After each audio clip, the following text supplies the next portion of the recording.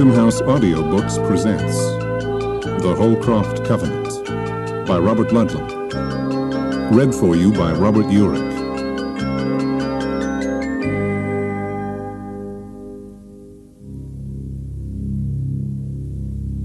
The Holcroft Covenant.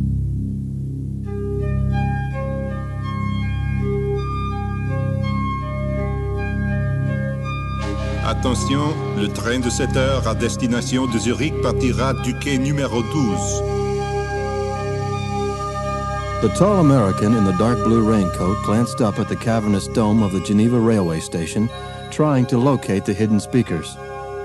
The expression on his sharp, angular face was quizzical. The announcement was in French, a language he spoke but little and understood less. Nevertheless, he was able to distinguish the word Zurich. It was his signal. He brushed aside the light brown hair that fell with irritating regularity over his forehead and started for the north end of the station. According to the plan, he was to walk down the ramp to the platform, count 7 cars from the rear, and board at the first entrance. Inside, he was to count again, this time 5 compartments, and knock twice on the 5th door. If everything was in order, he would be admitted by a director of La Grande Banque de Genève, signifying the culmination of 12 weeks of preparations.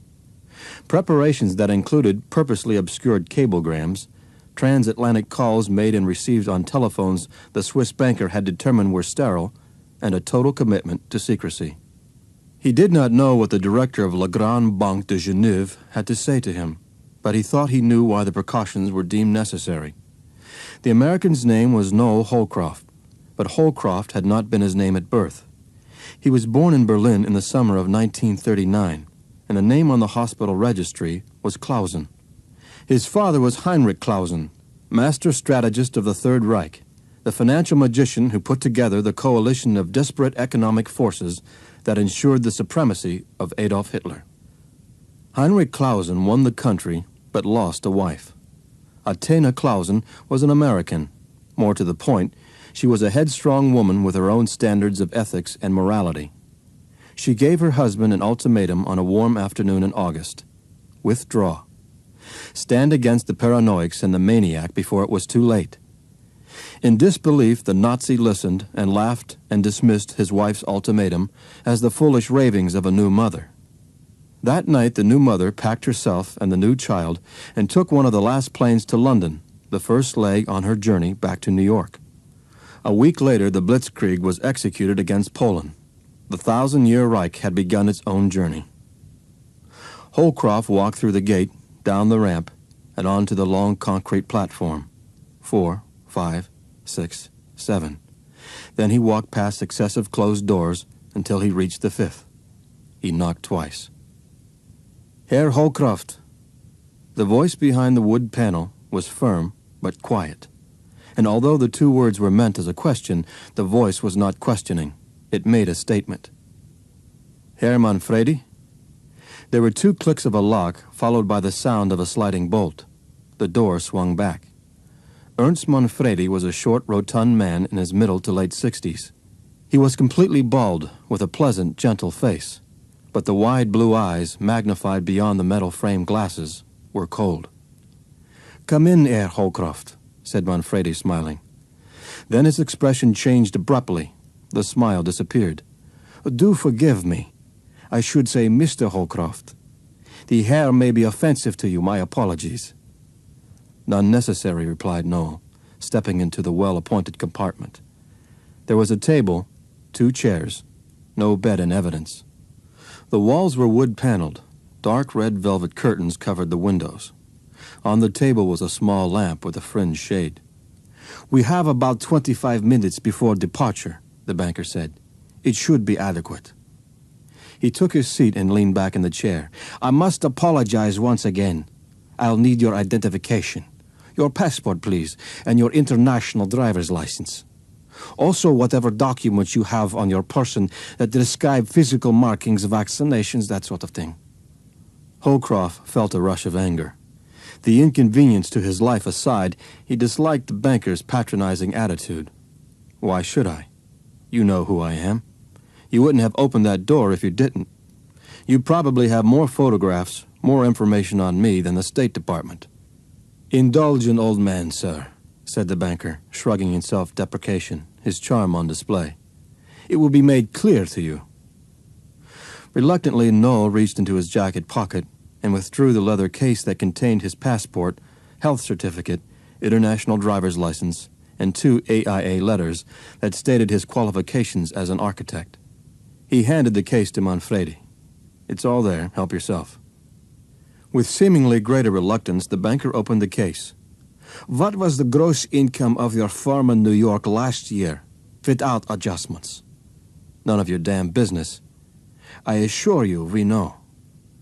Holcroft shook his head in angry resignation. $173,000 and change. It's my own company, and the staff is small. I have no partners, no wife, no heavy debts. It could be worse." "It could be better," said the Swiss, putting the various papers back in the leather case and handing it to Noel. He leaned forward.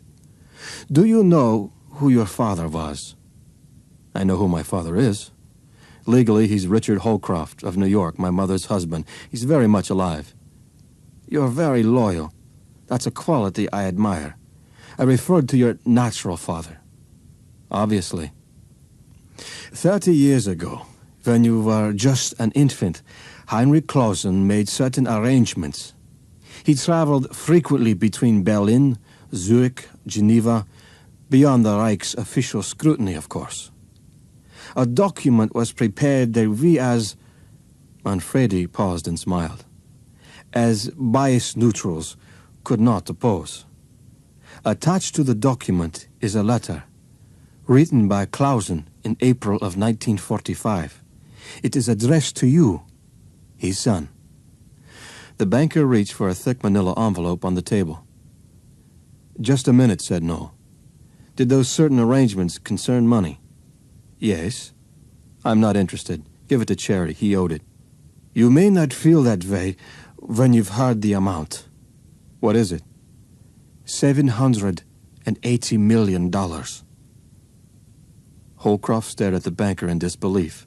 The blood drained from his head. "Don't try to absorb it all at once," said Manfredi, placing the letter to one side. "There are conditions, none of them incidentally offensive. At least none we're aware of." "Conditions?" Holcroft knew he could hardly be heard. He tried to find his voice. "What conditions?" "They're spelled out very clearly. These vast sums ought to be channeled into a great good for people everywhere. And of course, there are certain benefits to yourself personally." "What do you mean there's nothing offensive that you're aware of?" The banker's magnified eyes blinked behind his glasses. He looked away briefly, his expression troubled. He reached into his brown leather briefcase, which lay on the corner of the table, and pulled out a long, thick envelope with curious markings on the back side. There were a series of 4 circles and appeared to be 4 dark coins affixed to the border of the flap. Manfredi held the envelope across the table under the light. The dark circles were not coins, but waxed seals. All were intact. "Following the instructions given to us 30 years ago, this envelope, unlike your father's letter here, was not to be opened by directors in Geneva. It is separate from the document we prepared, and to the best of our knowledge, Clausen was never aware of it. His own words to you would tend to confirm that. It was brought to us within hours after the courier delivered your father's letter, which was to be our final communication from Berlin." "What is it?" "We don't know. We were told it was written by several men aware of your father's activities. We were instructed to give it to you with the seals unbroken. You were to read it before you saw your father's letter." Noel began cracking the wax. It had hardened over the years and took considerable force before it fell away. He tore the flap open, removed the single page, and unfolded it. The paper was brittle with age. The white had turned to a pale brownish yellow. The writing was in English, the letters printed in an odd block lettering that was Germanic in style. Holcroft looked at the bottom of the page for a signature. There was none. He started reading. "From this moment on, the son of Heinrich Clausen is to be tested. There are those who may learn of the work in Geneva and who will try to stop him, whose only purpose in life will be to kill him, thus destroying the dream conceived by the giant that was his father. This must not happen, for we were betrayed, all of us, and the world must know what we really were, not what the betrayers showed us to be. For those were the portraits of traitors, not us. We are the survivors of Wolfschanze. We seek the cleansing of our names, the restoration of the honor that was stolen from us. Therefore, the men of Wolfschanze will protect the son for as long as the son pursues the father's dream and returns our honor to us. But should the son abandon the dream, betray the father, and withhold our honor, he will have no life. He will witness the anguish of loved ones, of family members, children, friends. No one will be spared. None must interfere. Give us our honor. It is our right, and we demand it. Noel shoved the chair back and stood up. What the hell is this? I have no idea, replied Manfredi quietly, his voice calm but his large cold blue eyes conveying alarm. I told you, we were not apprised. Well, get apprised, shouted Holcroft. Read it. Who were those clowns? Certifiable lunatics? The banker began reading. Without looking up, he answered softly. First cousins to lunatics. Men who'd lost hope. What's Wolfschanze? What does it mean? It was the name of Hitler's staff headquarters in East Prussia, where the attempt to assassinate him took place. It was a conspiracy of the generals. Holcroft stared at the paper in Manfredi's hands. You mean it was written 30 years ago by people like that? The banker nodded. Yes, but it's not the language one might have expected of them. This is nothing short of a threat. It's unreasonable. Those men were not unreasonable. On the other hand, the times were unreasonable. Decent men, brave men, were stretched beyond the parameters of sanity. They were living through a hell none of us can picture today. Decent men? Asked Noel incredulously. Read Heinrich Clausen's letter. Things will be clearer. Read it. We have several items to discuss, and there isn't much time. The huge aircraft passed over Cape Breton Island and dipped gently to the left. The route was now southwest, towards Halifax and Boston, then into New York. Holcroft had spent most of the time in the upstairs lounge, at a single chair in the right rear corner, his black attaché case against the bulkhead. It was easier to concentrate there.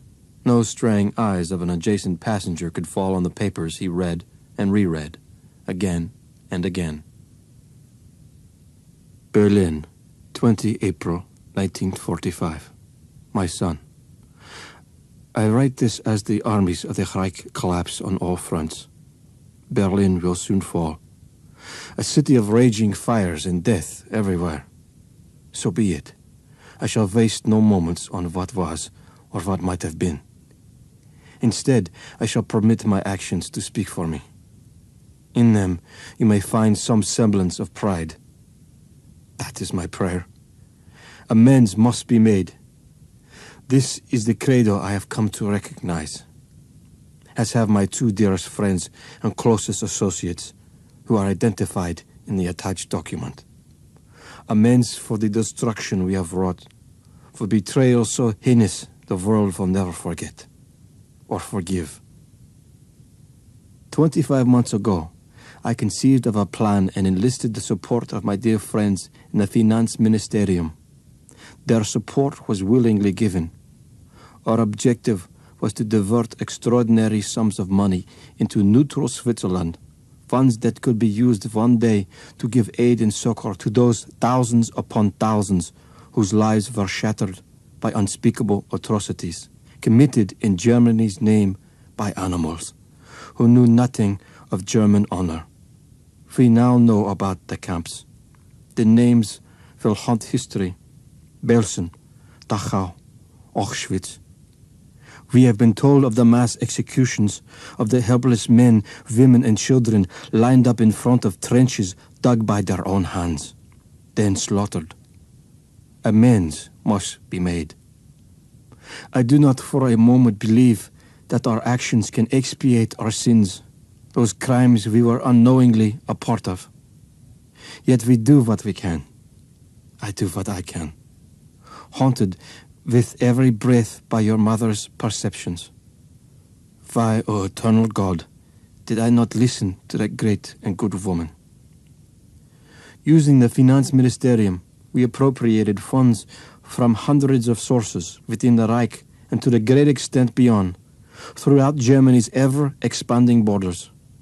Taxes were diverted, enormous expenditures made from the Ministry of Armaments for non-existent purchases, Wehrmacht payrolls rerouted, funds from expropriated estates and from the great fortunes, factories, and individually held companies did not find their way into the Reich's economy, but instead into our accounts.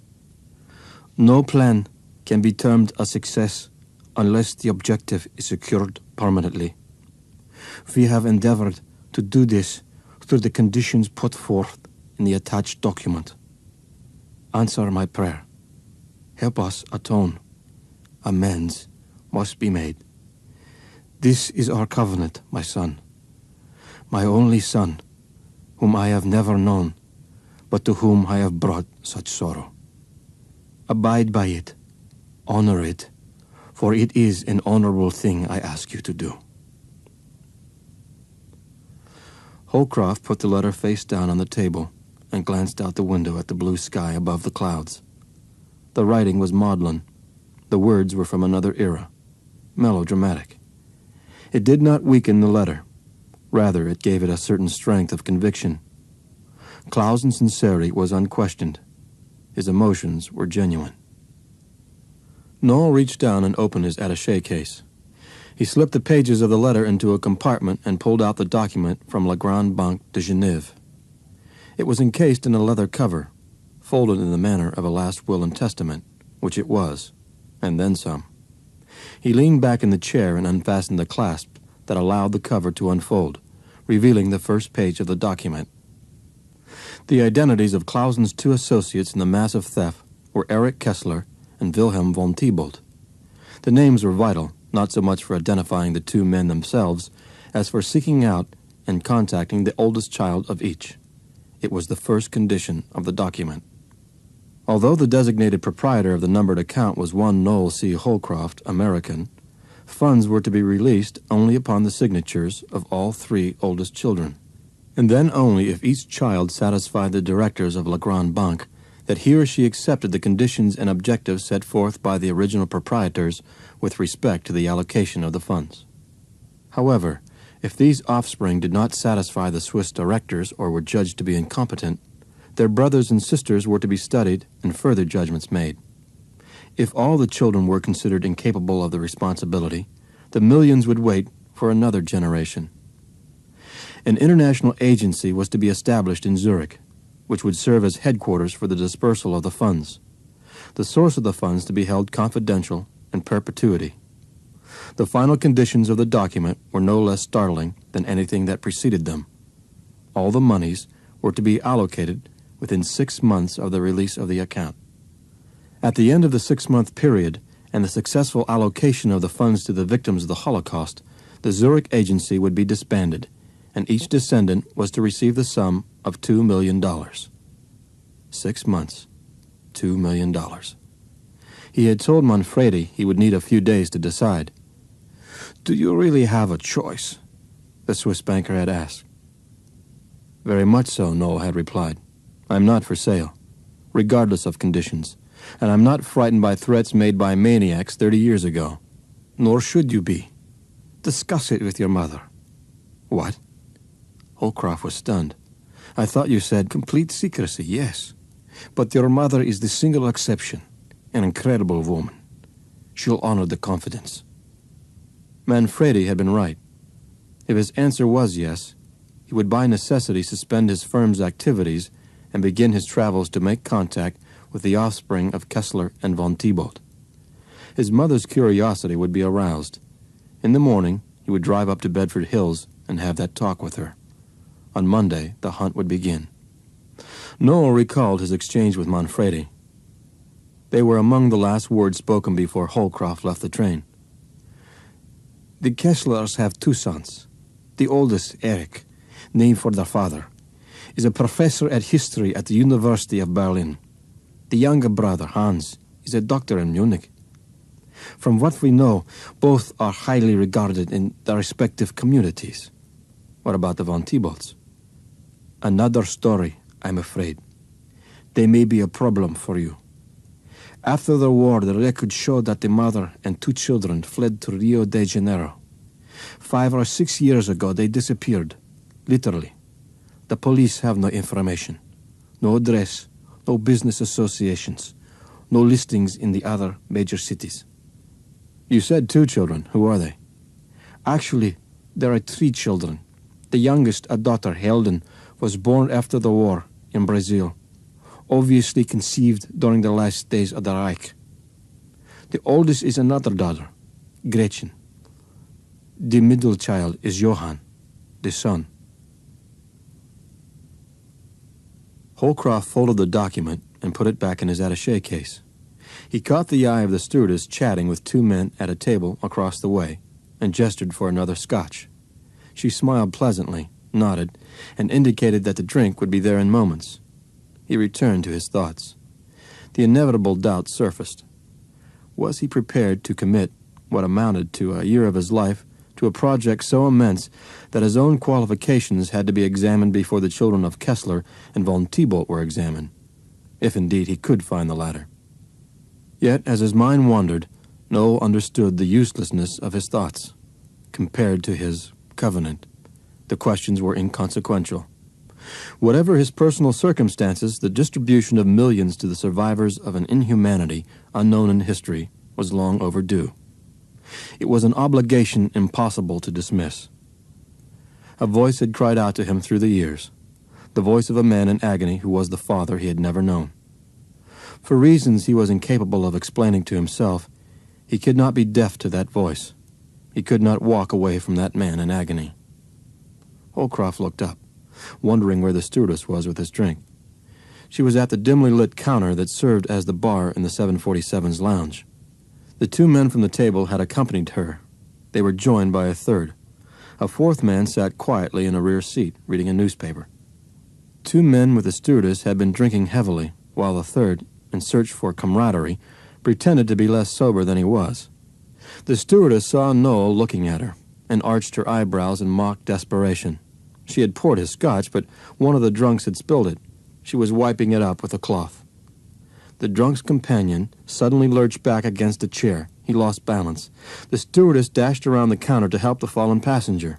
His friend laughed, steadying himself on an adjacent chair. The third man reached for a drink on the bar. Noel returned to the window, not caring to be a part of the minor confusion. Several minutes later, the stewardess approached his table. "I'm sorry, Mr. Holcroft. Boys will be boys. More so on the Atlantic run, I think. That was Scotch on the Rocks, wasn't it?" "Yes, thanks." Suddenly, without warning, a passenger on the other side of the cabin sprang from his seat, a hoarse, wild cry of pain coming from his throat. He arched his back spastically, as if gasping for air, clutched first his stomach, then his chest. He crashed into the wooden divider that held magazines and airline schedules, and twisted maniacally, his eyes wide, the veins in his neck purple and distended. He lurched forward and sprawled to the deck of the cabin. It was the third man who had joined the 2 drunks at the bar. Holcroft got out of the taxi in front of his apartment on East 73rd Street.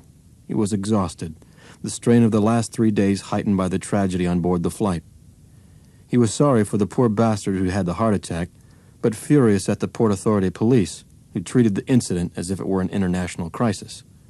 Good Lord. Quarantine for damn near 4 hours. And all passengers in first class were to keep the police informed of their whereabouts for the next 60 days. The doorman greeted him. "A short trip this time, Mr. Holcroft? But you got a lot of mail. Oh, and a message." "A message?" "Yes, sir," said the doorman, handing him a business card. "This gentleman came in asking for you last night. He was very agitated. You know what I mean?" "Not exactly." Noel took the card and read the name. Peter Baldwin, Esquire. It meant nothing to him. Wellington Security Systems Limited, The Strand, London, W1A. There was a telephone number underneath. Holcroft had never heard of the British company. He turned the card over, and on the back was scribbled, St. Regis Hotel, room 411. He opened his apartment door and reached for the light switch. 2 table lamps went on simultaneously. Noel dropped his suitcase and stared in disbelief at the room. Nothing was the same as it was 3 days ago. Nothing. Every piece of furniture, every chair, every table, every vase and ashtray was moved into another position. Each sketch and painting on the walls had been shifted around, none where it had been before.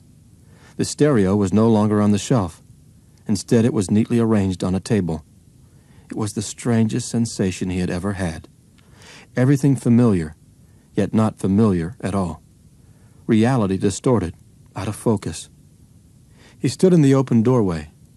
Images of the room as it had been kept reappearing in front of his eyes, only to be replaced by what was in front of him now. What happened? He ran to the couch. The telephone was always by the couch, on a table at its right arm. But the couch had been moved, and the telephone had not been moved with it. He spun around toward the center of the room. Where was the table? It was not there. An armchair was where the table should be. The telephone was not there either. Where was the telephone? Where was the table? Where the hell was the telephone? It was by the window. There was his kitchen table by the living room window, and the telephone was on top of it. Noel picked up the phone and dialed. Yes, Baldwin here. The voice was British, the greeting abrupt. This is Noel Holcroft, Mr. Baldwin. You tried to reach me. Thank heavens, where are you? Home, in my apartment. I just got back. Back from where? I'm not sure that's any of your business. For God's sake, I've traveled over 3,000 miles to see you. The man's breathing was audible over the phone. I spent 20 years with MI6, and we have a great deal to talk about. You have no idea what you're doing. No one does but me. You what? We what? Let me put it this way. Cancel Geneva. Cancel it, Mr. Holcroft, until we've talked. Geneva? Noel felt suddenly sick to his stomach. How would this Englishman know about Geneva? How could he know? There's someone at the door, Baldwin said. Stay on the phone. I'll get rid of whoever it is and be right back. Noel could hear Baldwin put the phone down. Then the sound of a door opening and an indistinguishable voice. Then he realized there was silence on the line. He could hear no voice now. Moments went by. The Englishman did not return. Baldwin? Where are you, Baldwin? There was a click. The line went dead. MI6? A branch of British intelligence? If he remembered correctly, MI5 was the section that dealt with domestic matters. 6 concerned itself with problems outside the country. The English CIA, as it were. Good God. Did the British know about the Geneva document? Was British intelligence aware of the massive theft of 30 years ago? On the surface, it would appear so. Yet that was not what Peter Baldwin had implied. You have no idea what you're doing. No one does but me. Holcroft walked toward the bedroom door, then instinctively stopped and turned. Something had caught his eye, something he had not noticed before. The center drawer of the small writing desk was open. He looked closer. Inside the drawer was a sheet of paper. His breathing stopped as he stared at the page below. It couldn't be. It was insane. The single sheet of paper was brownish yellow, with age. It was identical to the page filled with threats written by fanatics who revered a martyr named Heinrich Clausen. The writing was the same. Noel Clausen Holcroft. Nothing is as it was for you. Nothing can ever be the same. We are the survivors of Wolfschanze. Those of us who live will dedicate our lives and bodies to the protection of the man's dream. This is our oath to you. Someone was trying to drive him crazy. But why? It did not make sense. He had called the St. Regis. Room 411's number was continually busy. He got out of the chair and walked to the strangely placed bar and poured himself a drink. He looked at his watch. It was 1:50. He had 10 minutes to wait.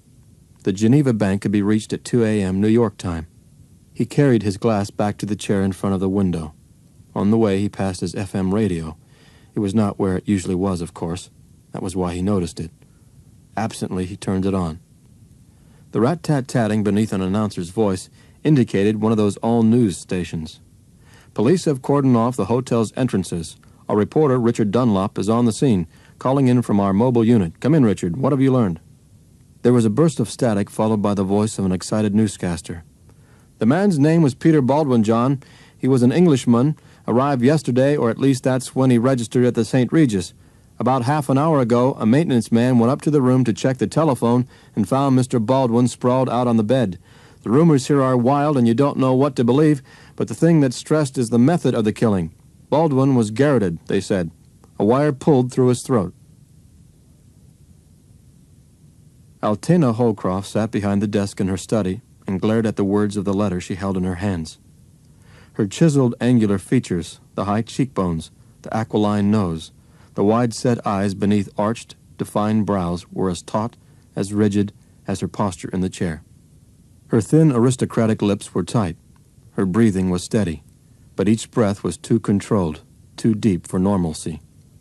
She read Heinrich Clausen's letter as one studying a statistical report that contradicted information previously held to be incontrovertible. Noel shifted his position in his chair. You've read it several times now. What do you think? I don't know what to think, said Altena, placing the letter on the desk in front of her. He wrote it. It's his handwriting, his way of expressing himself, arrogant even in remorse. You agree it's remorse, then? It would appear so. On the surface, at any rate. I'd want to know a great deal more. I have a number of questions about this extraordinary financial undertaking. It's beyond anything conceivable. Questions lead to other questions, Mother. The men in Geneva don't want that. Noel felt awkward.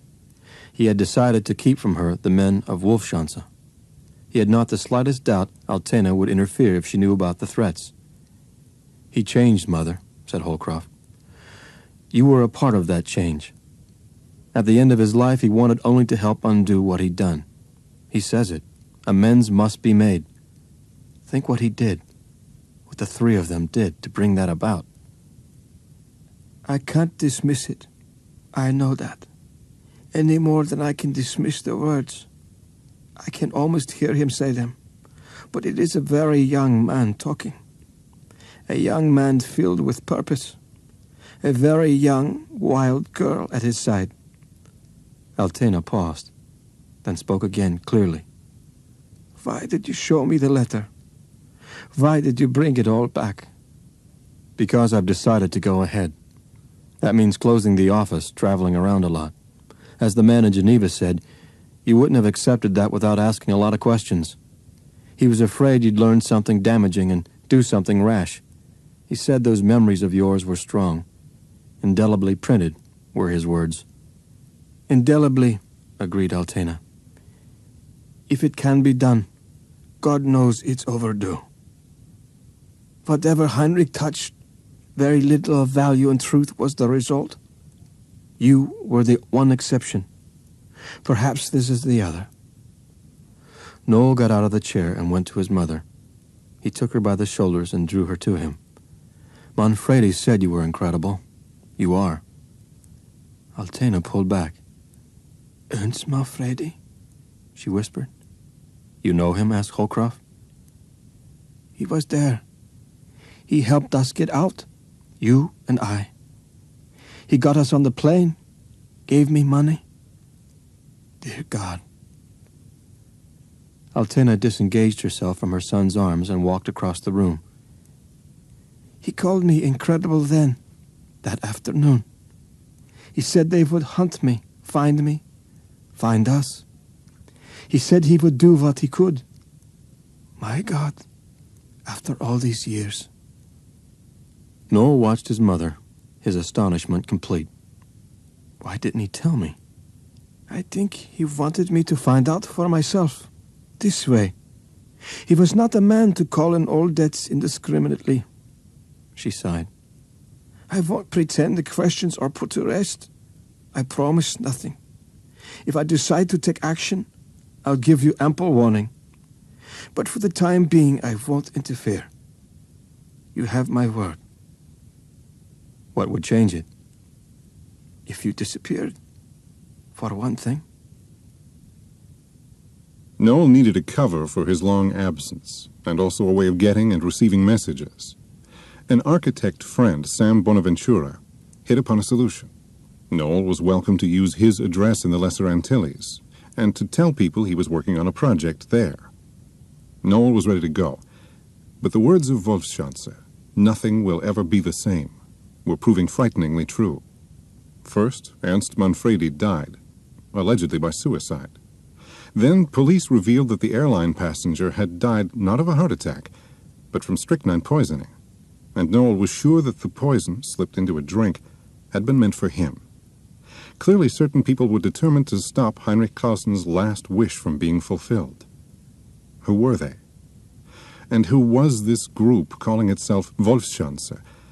In the note left in his apartment, and in the document Manfredi had given him, they claimed to be in support of Noel's father's attempts to make amends.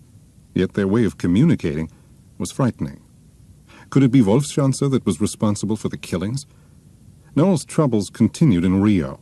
The immigration office had absolutely no record of the von Thibault family ever having arrived in the country in the first place.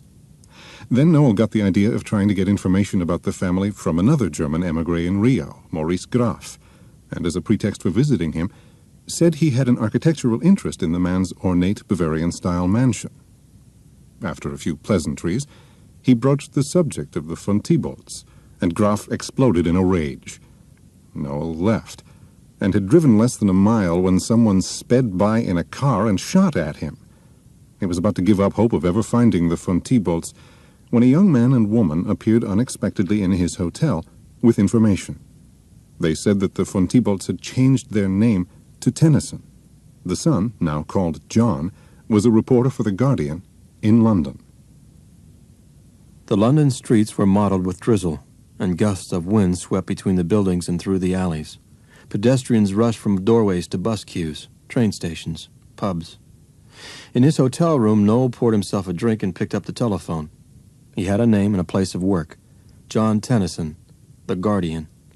He would know in minutes if the initial information given him by the man and woman was true. If there was a John Tennyson writing for The Guardian, then Johann von Thibault had been found. If so, the next step according to the Geneva document was for John Tennyson to take him to his sister Gretchen. She was the person he had to see. She was the oldest surviving issue of Wilhelm von Thibault, the key. "I'm terribly sorry, Mr. Holcroft," said the polite voice over the telephone at the Guardian's news desk, "but I'm afraid we can't give out the addresses or telephone numbers of our journalists." "But John Tennyson does work for you." It was not a question. The man had already stated that Tennyson was not in the London office. Holcroft merely wanted a direct confirmation. "Mr. Tennyson is one of our people on the continent." "How can I get a message to him immediately? It's urgent." The man at the desk seemed to hesitate. "That would be difficult, I think. Mr. Tennyson moves around a great deal." Then, without warning, he hung up. Bewildered, Holcroft replaced the phone. Why such a deliberate lack of cooperation?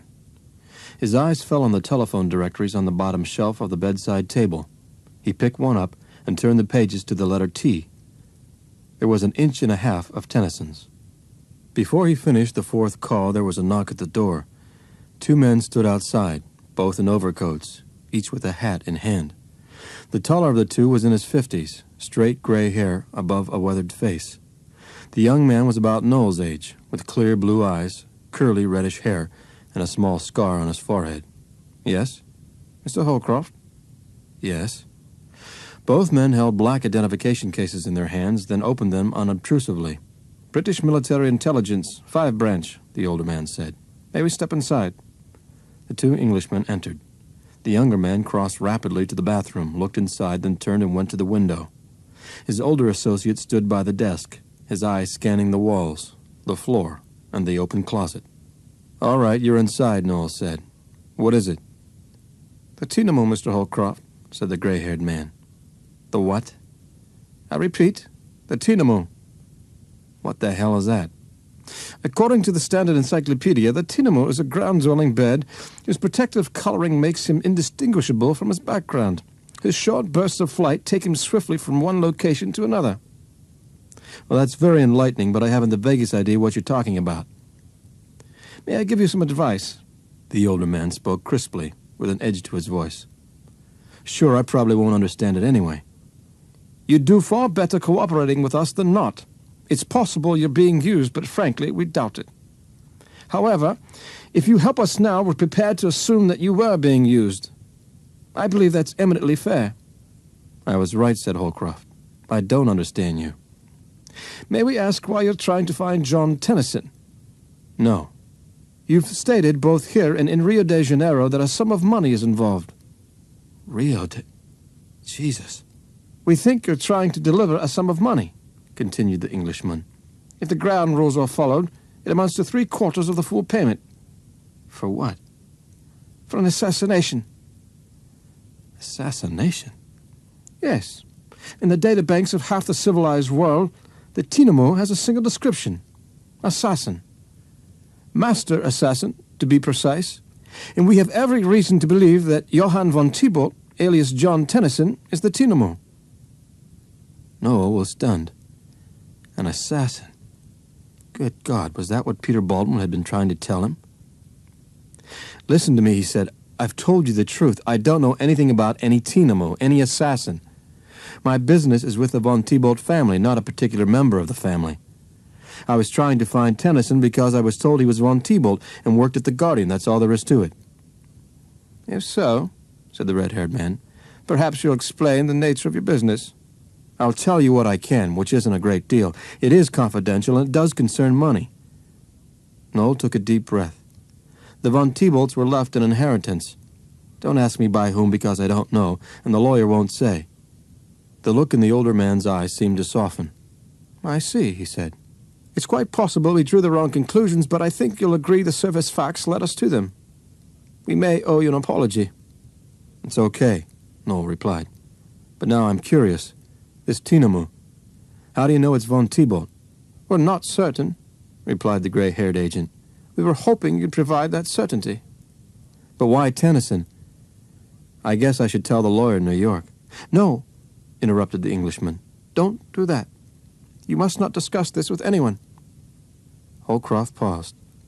All right, I won't call New York. I won't say anything, but I want information. We don't bargain.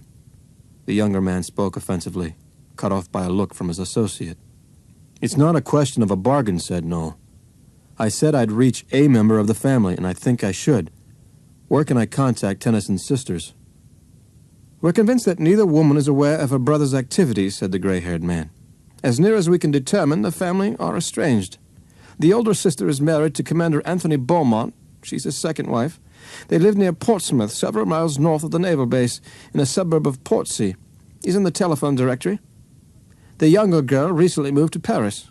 She's the translator for Gallimard Publishers. But we don't know where she lives. Why do you think this Tennyson is the Tinamo? You owe me that. The older man paused. Perhaps we do, he said. I emphasized the classified nature of the information. A pattern was uncovered. For several years, Tennyson consistently appeared in or near areas where assassinations took place. It was uncanny. He actually reported the events for The Guardian, filing his stories from the scene. A year or so ago, for example, he covered the killing of that American in Beirut, the embassy fellow who was, of course, CIA. 3 days before, he'd been in Brussels. Suddenly, he was in Tehran. We believe he's the Tinamo. He's utterly brilliant, and quite possibly utterly mad.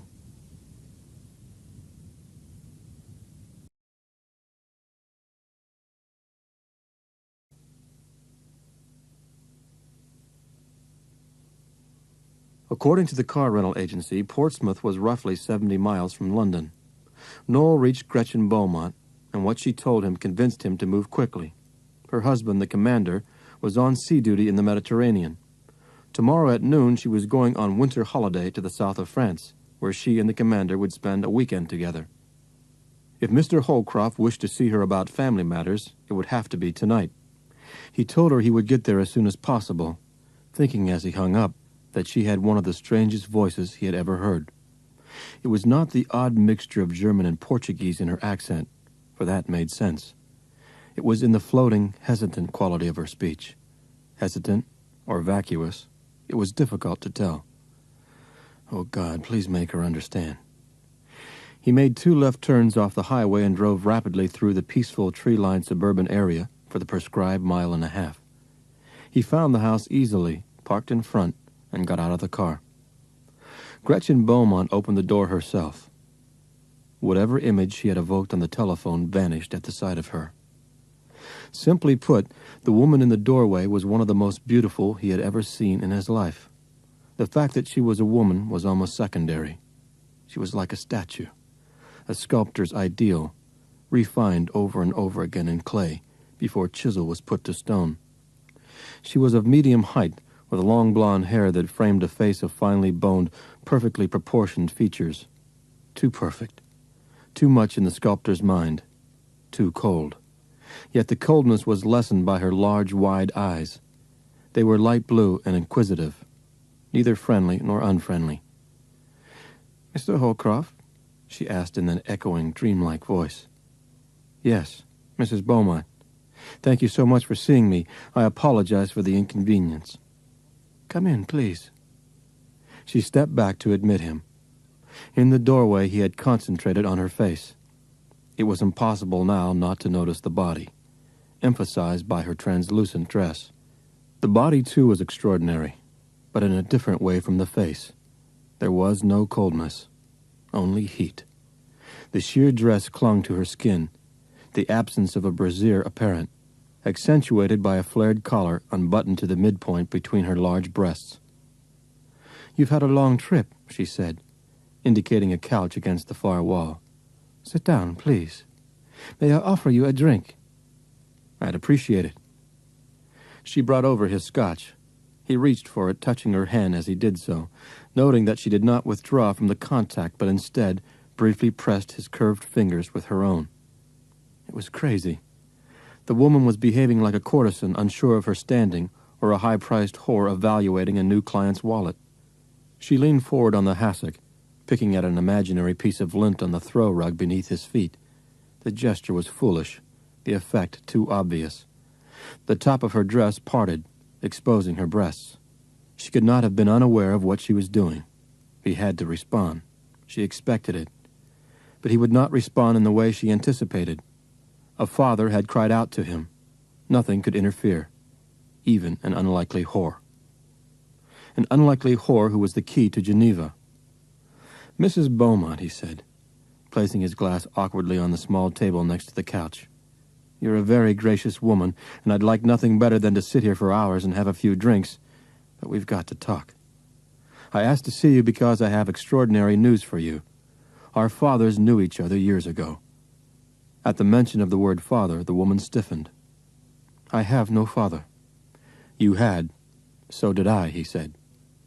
"In Germany 30 years ago. Your name's von Thibault. You're the oldest child of Wilhelm von Thibault." Gretchen took a deep breath and looked away. "I don't think I want to listen further." "I know how you feel," replied Noel. "I had the same reaction myself, but you're wrong. I was wrong. 2 weeks ago I flew to Geneva to meet with a banker named Manfredi.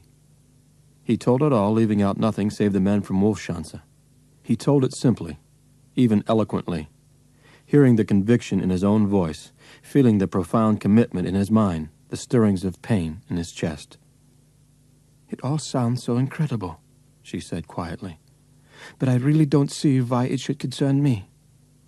He was stunned at her calm, at her complete equanimity. She had listened to him in silence for nearly half an hour, heard revelations that had to be shattering to her, yet she displayed no reaction whatsoever. Nothing. "Haven't you understood a word I've said?" "I understand that you're very upset," said Gretchen Beaumont in her soft, echoing voice. "But if you have business that concerns my family, you'll have to talk to my brother Johann. He makes the decisions. He brought us out of South America after my mother died. He is the von Thibault you must reach." Noel suppressed his desire to yell at her. Instead he inhaled silently, a sense of weariness and frustration sweeping over him. Johann von Thibault was the one member of the family he had to avoid, but he could not tell Gretchen Beaumont why. "Where is he?" he asked rhetorically. I don't know. He works for the Guardian newspaper in Europe. Where in Europe? Again, I have no idea. He moves around a great deal. The commander's wife had risen from the hassock and unfastened the buttons of her dress. She whispered, Tomorrow I go to the Mediterranean, to a man I loathe. Don't say anything. Give me tonight. He stood up, embracing her.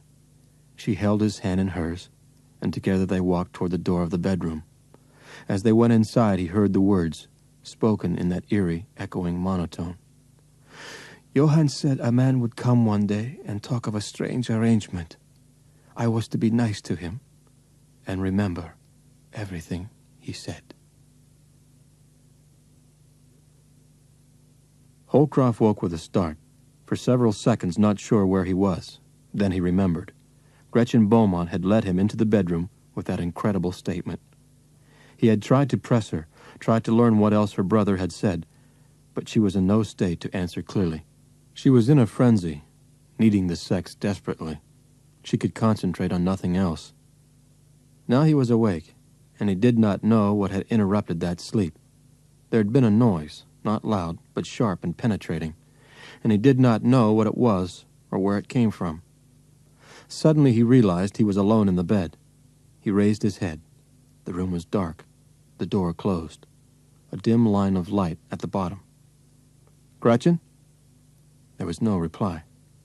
He threw the covers off and got out of bed, steadying his weakened legs, feeling drained, disoriented. He lurched for the door and yanked it open. Beyond, in the small living room, a single table lamp was on, its light casting shadows against the walls and the floor. There was the noise again, a metallic sound that echoed throughout the house. But it did not come from inside the house. He ran to a living room window and peered through the glass. Under the spill of a street lamp, he could see the figure of a man standing by the hood of his rented car, a flashlight in his hand. The light went out, and he saw the man race toward a car parked diagonally across the street. Sitting in the passenger seat was Gretchen Beaumont. Her eyes stared ahead through the windshield, her head nodding as if she were talking rapidly. Several lights went on in various houses across from the Beaumont residence. The roar of the engine and the screeching of tires had been a sudden, unwelcome intrusion on the peaceful street. Holcroft stepped back.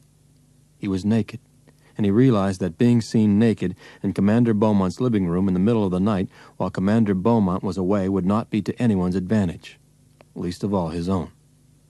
He dressed as quickly as he could. Where was his jacket? He looked about, remembering vaguely that Gretchen had slipped it off his arms and dropped it near the floor. Yes, there it was. He walked across the room toward it, glancing briefly at his reflection in the large mirror above the bureau. He froze, his eyes riveted on a photograph in a silver frame on the bureau. It was of a man in a naval uniform. The face. He had seen it before. Not long ago. Weeks. Days, perhaps. He was not sure where from, but he was certain he knew that face. He walked to the bureau and studied the photograph. The plane to Rio de Janeiro. Noel turned the silver frame over and clawed at the surface until he loosened the backing.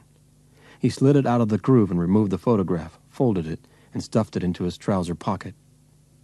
He left the house, walked rapidly down the path, and swung the gate open, annoyed that the hinges squeaked. He opened the door of the rented car and quickly got behind the wheel. He turned the key in the ignition. Nothing. He turned it again, and again, and again. Nothing. The wires were cut, severed at their source with a surgeon's precision. No amount of simple splicing would start the car. It would have to be towed away. Whoever immobilized the car wanted him to stay where he was. It had to follow that others would come after him. He had to run, as far and as fast as he could, reach the highway, hitch a ride north, out of the area. He started up the block. Crossing the intersection, he began walking faster, then broke into a run. He tried to pace himself. There was a mile and a half before he reached the highway. He saw the lights before he heard the furious pitch of the engine. Directly ahead on the straight road, the glare of headlights came out of the darkness, drawing closer so rapidly that the automobile had to be traveling at a tremendous speed. Noel saw an opening to his right, a space between a line of waist-high hedgerow. He dived through it and rolled into the dirt beneath the shrubbery, wondering if he had been seen. The car raced by. He had not been seen. Then the sound of the roaring motor was replaced by the screeching of tires. He crawled halfway through the break in the hedge, his face turned to his left, his eyes focused on the block behind him. The car had stopped directly in front of the Beaumont house. Two men leaped from the car and raced up the path. Noel could hear the squeaking of the gate hinges. There was no point in remaining where he was. It was the moment to run. Now he heard the tapping of the door knocker 100 yards away. He moved to his right on his hands and knees along the sidewalk, by another hedge, until he was in the shadows between the street lamps.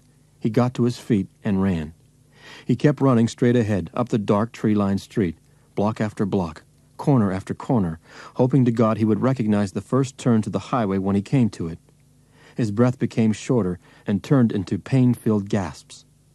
Sweat poured down his face, and the pounding in his chest became intolerable. The rapid cracks of his own footsteps on the pavement frightened him. It was the sound of a man running in panic in the middle of the night, and that man in panic was himself.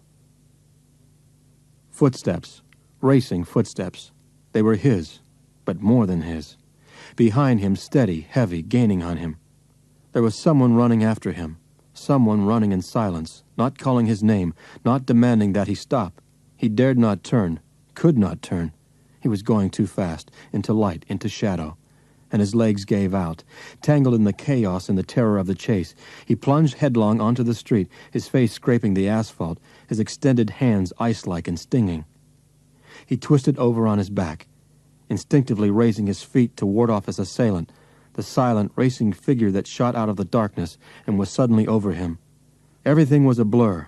Only the thrashing outlines of arms and legs, silhouetted in the darkness, penetrated his sweat-filled eyes, and then he was pinned.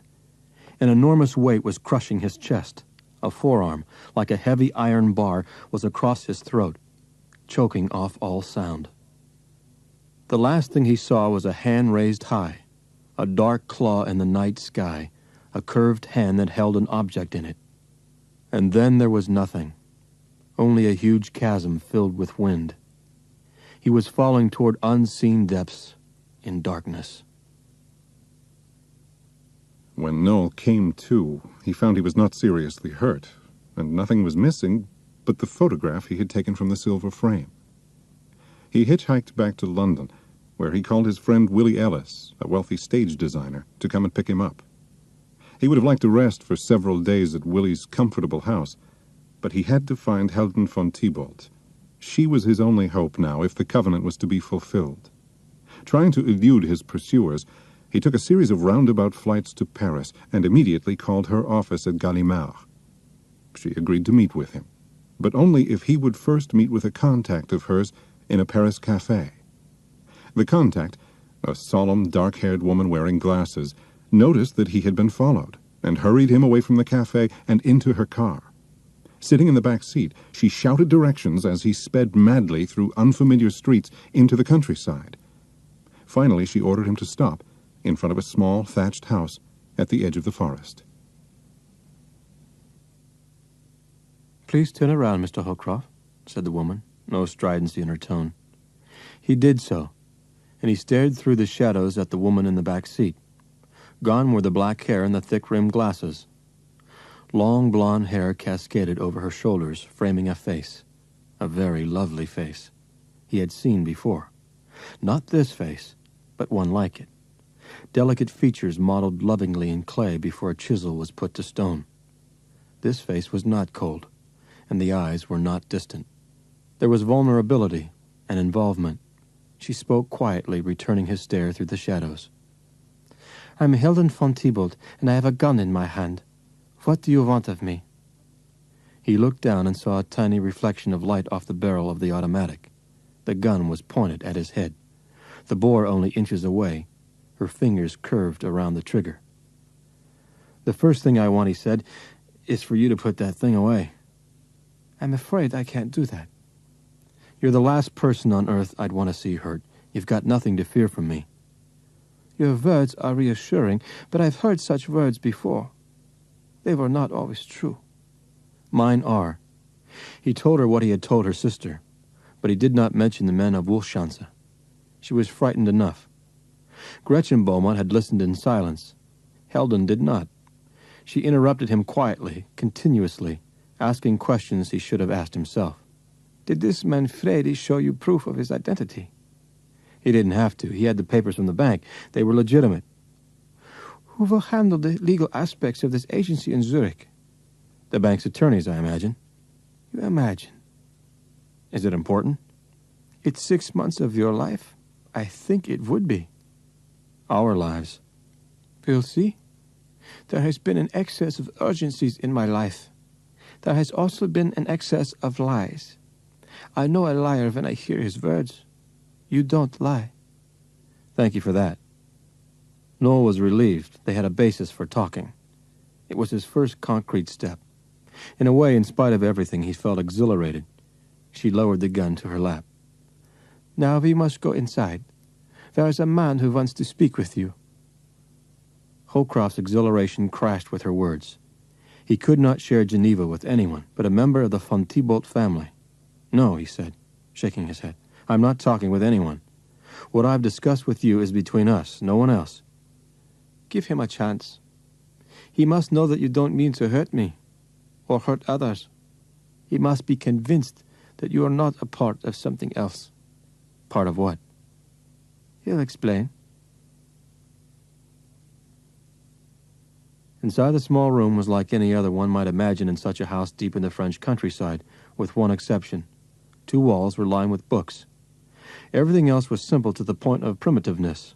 Sturdy furniture of no discernible design, a heavy old-fashioned desk, several unlit lamps with plain shades, a wood floor, and thick plastered walls. In the far corner of the room sat an emaciated man in a wheelchair. He was between a floor lamp and a short table, the light over his left shoulder, a book in his lap. His hair was white and thick, combed carefully over his head. Holcroft guessed he was well into his 70s. In spite of his gaunt appearance, the face was strong, the eyes behind the steel-rimmed spectacles alert.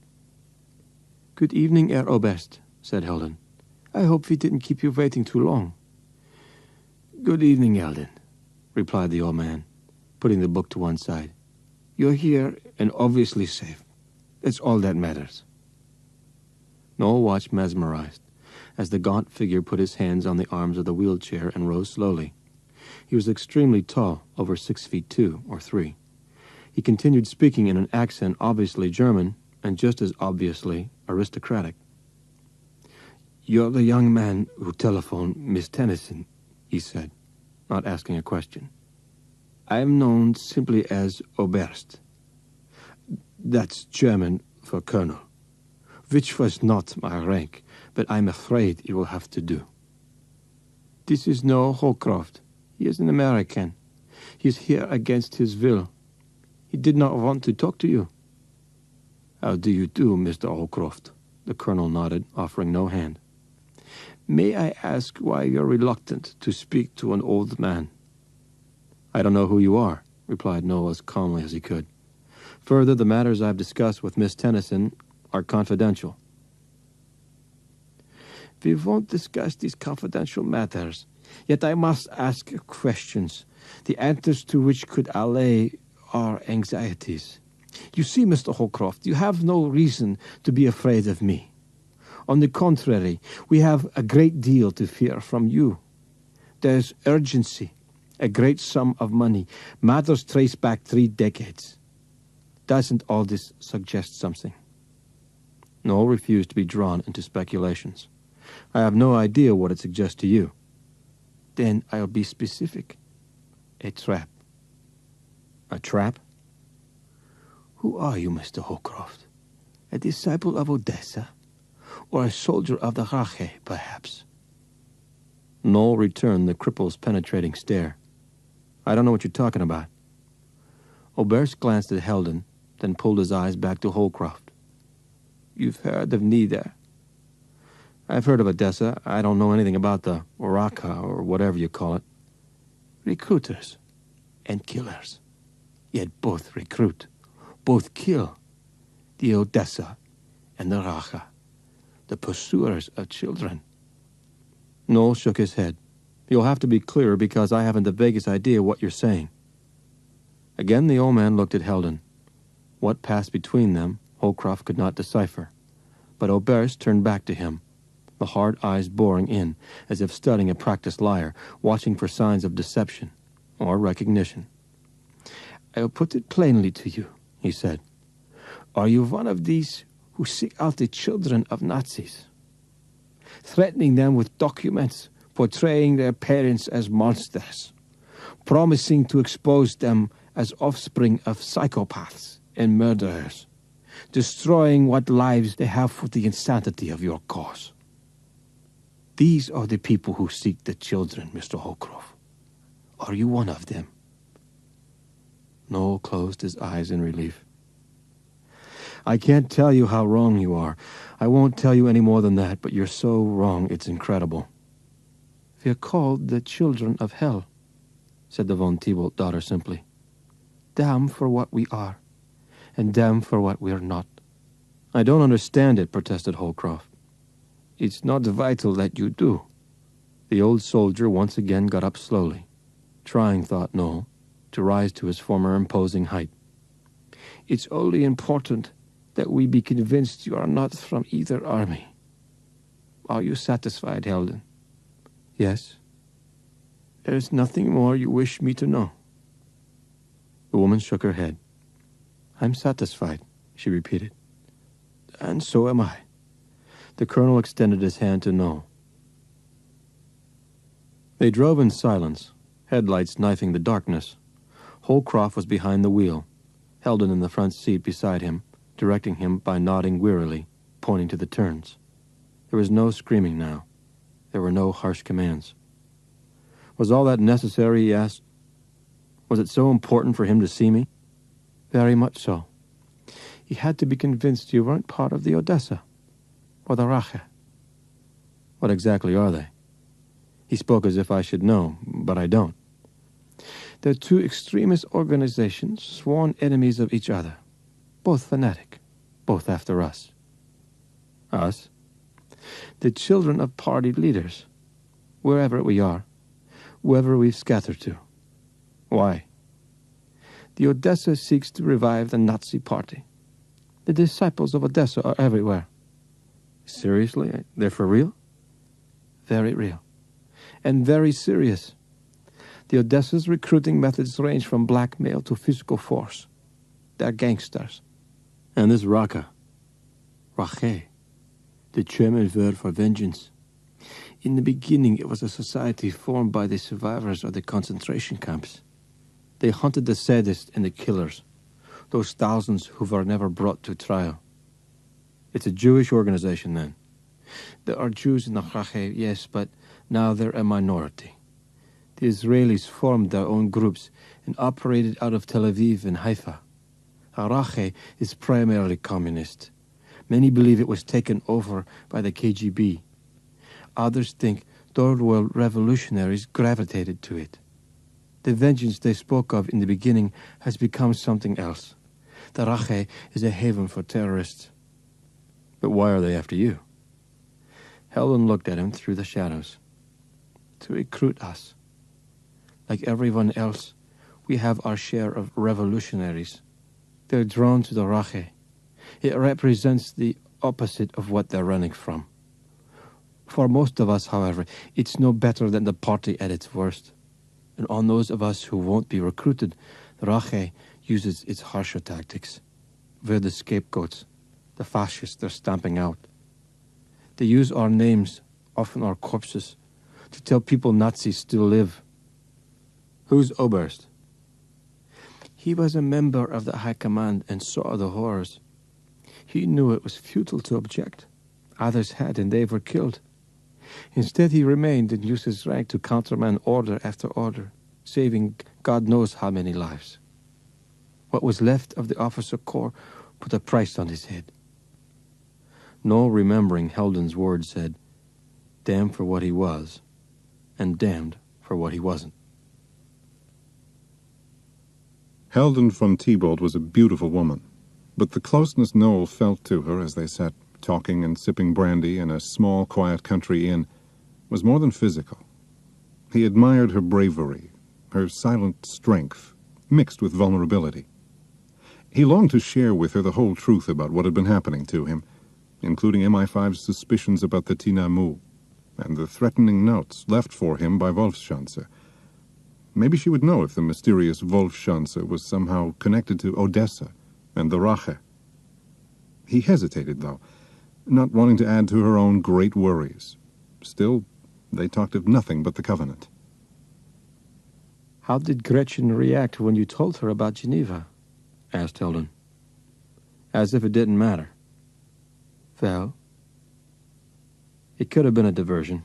She was too casual. She could have expected it and steeled herself. "If you've heard about the document in Geneva, tell me what you've heard." "I know nothing. I've heard nothing." "I saw Beaumont 2 weeks ago on a plane to Rio. The same plane I took from New York. He was following me." He could see fear in Hilden's eyes. "I think you're wrong," she said. "I'm not. I saw his photograph in your sister's house."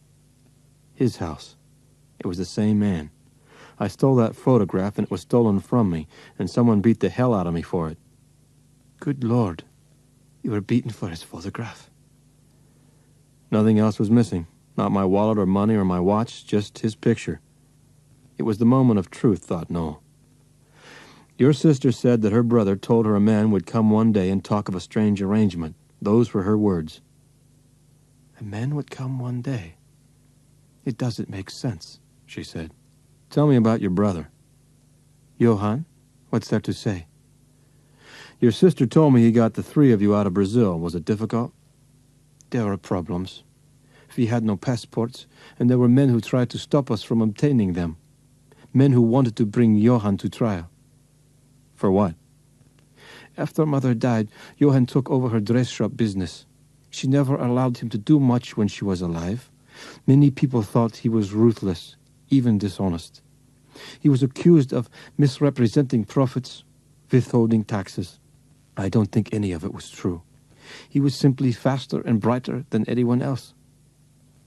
Now, thought Noel, MI5 meant nothing to him. Geneva was everything. He leaned forward. "I said in the cafe in Paris that I would tell you why the British questioned me. It's your brother. They think I'm trying to reach him for reasons that have nothing to do with Geneva." "What reasons?"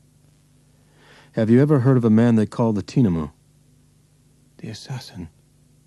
Certainly. Who hasn't?" "British intelligence thinks your brother may be the Tinamu." The expression on Hilden's face was arrested in shock. Finally, the words came. They were barely audible. "You can't be serious." "I assure you I am. What's more to the point, the British are."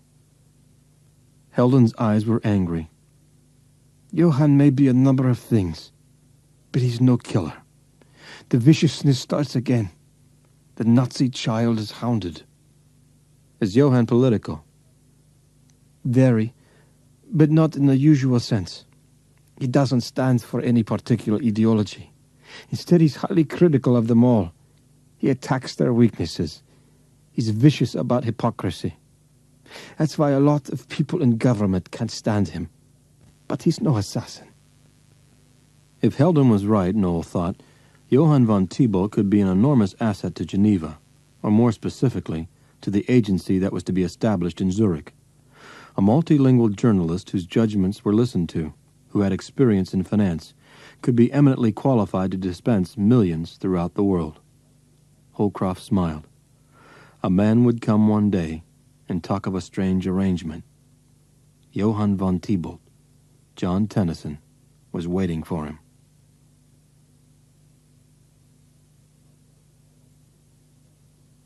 Outside the small inn in the far corner of the parking lot, a dark sedan rested in the shadow of a tall oak tree.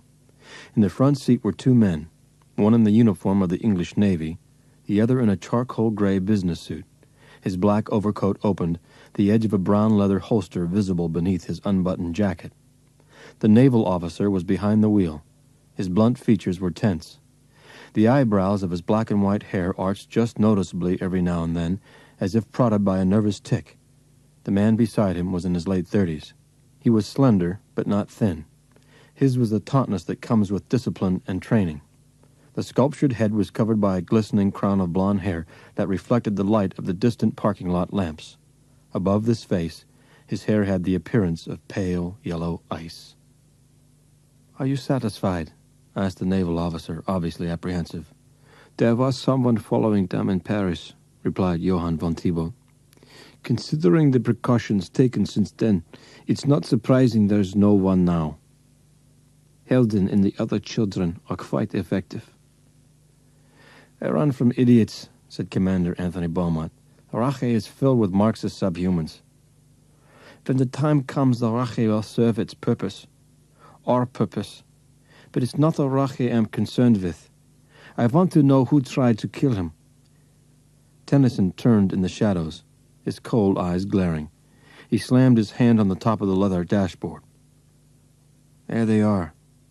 He sat forward. Through the windshield across the parking lot, he could see Noel and Helden coming out of the door. "Do the Colonel's children meet here frequently?" "Yes," answered Beaumont. "I learned it from an Odessa agent who followed them one night." The blond man coughed a quiet laugh. His words were scathing. "Odessa. Caricatures.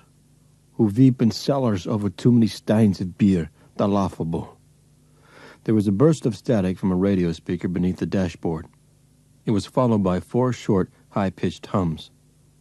"There are telephone booths on the highway," Tennyson said. "Get me to one. Quickly." The Englishman pressed the accelerator to the floor. The sedan sped down the road, reaching 70 miles an hour in a matter of seconds. They came to an intersection. "If I'm not mistaken, there's a patrol station around here," said Beaumont. "Hurry."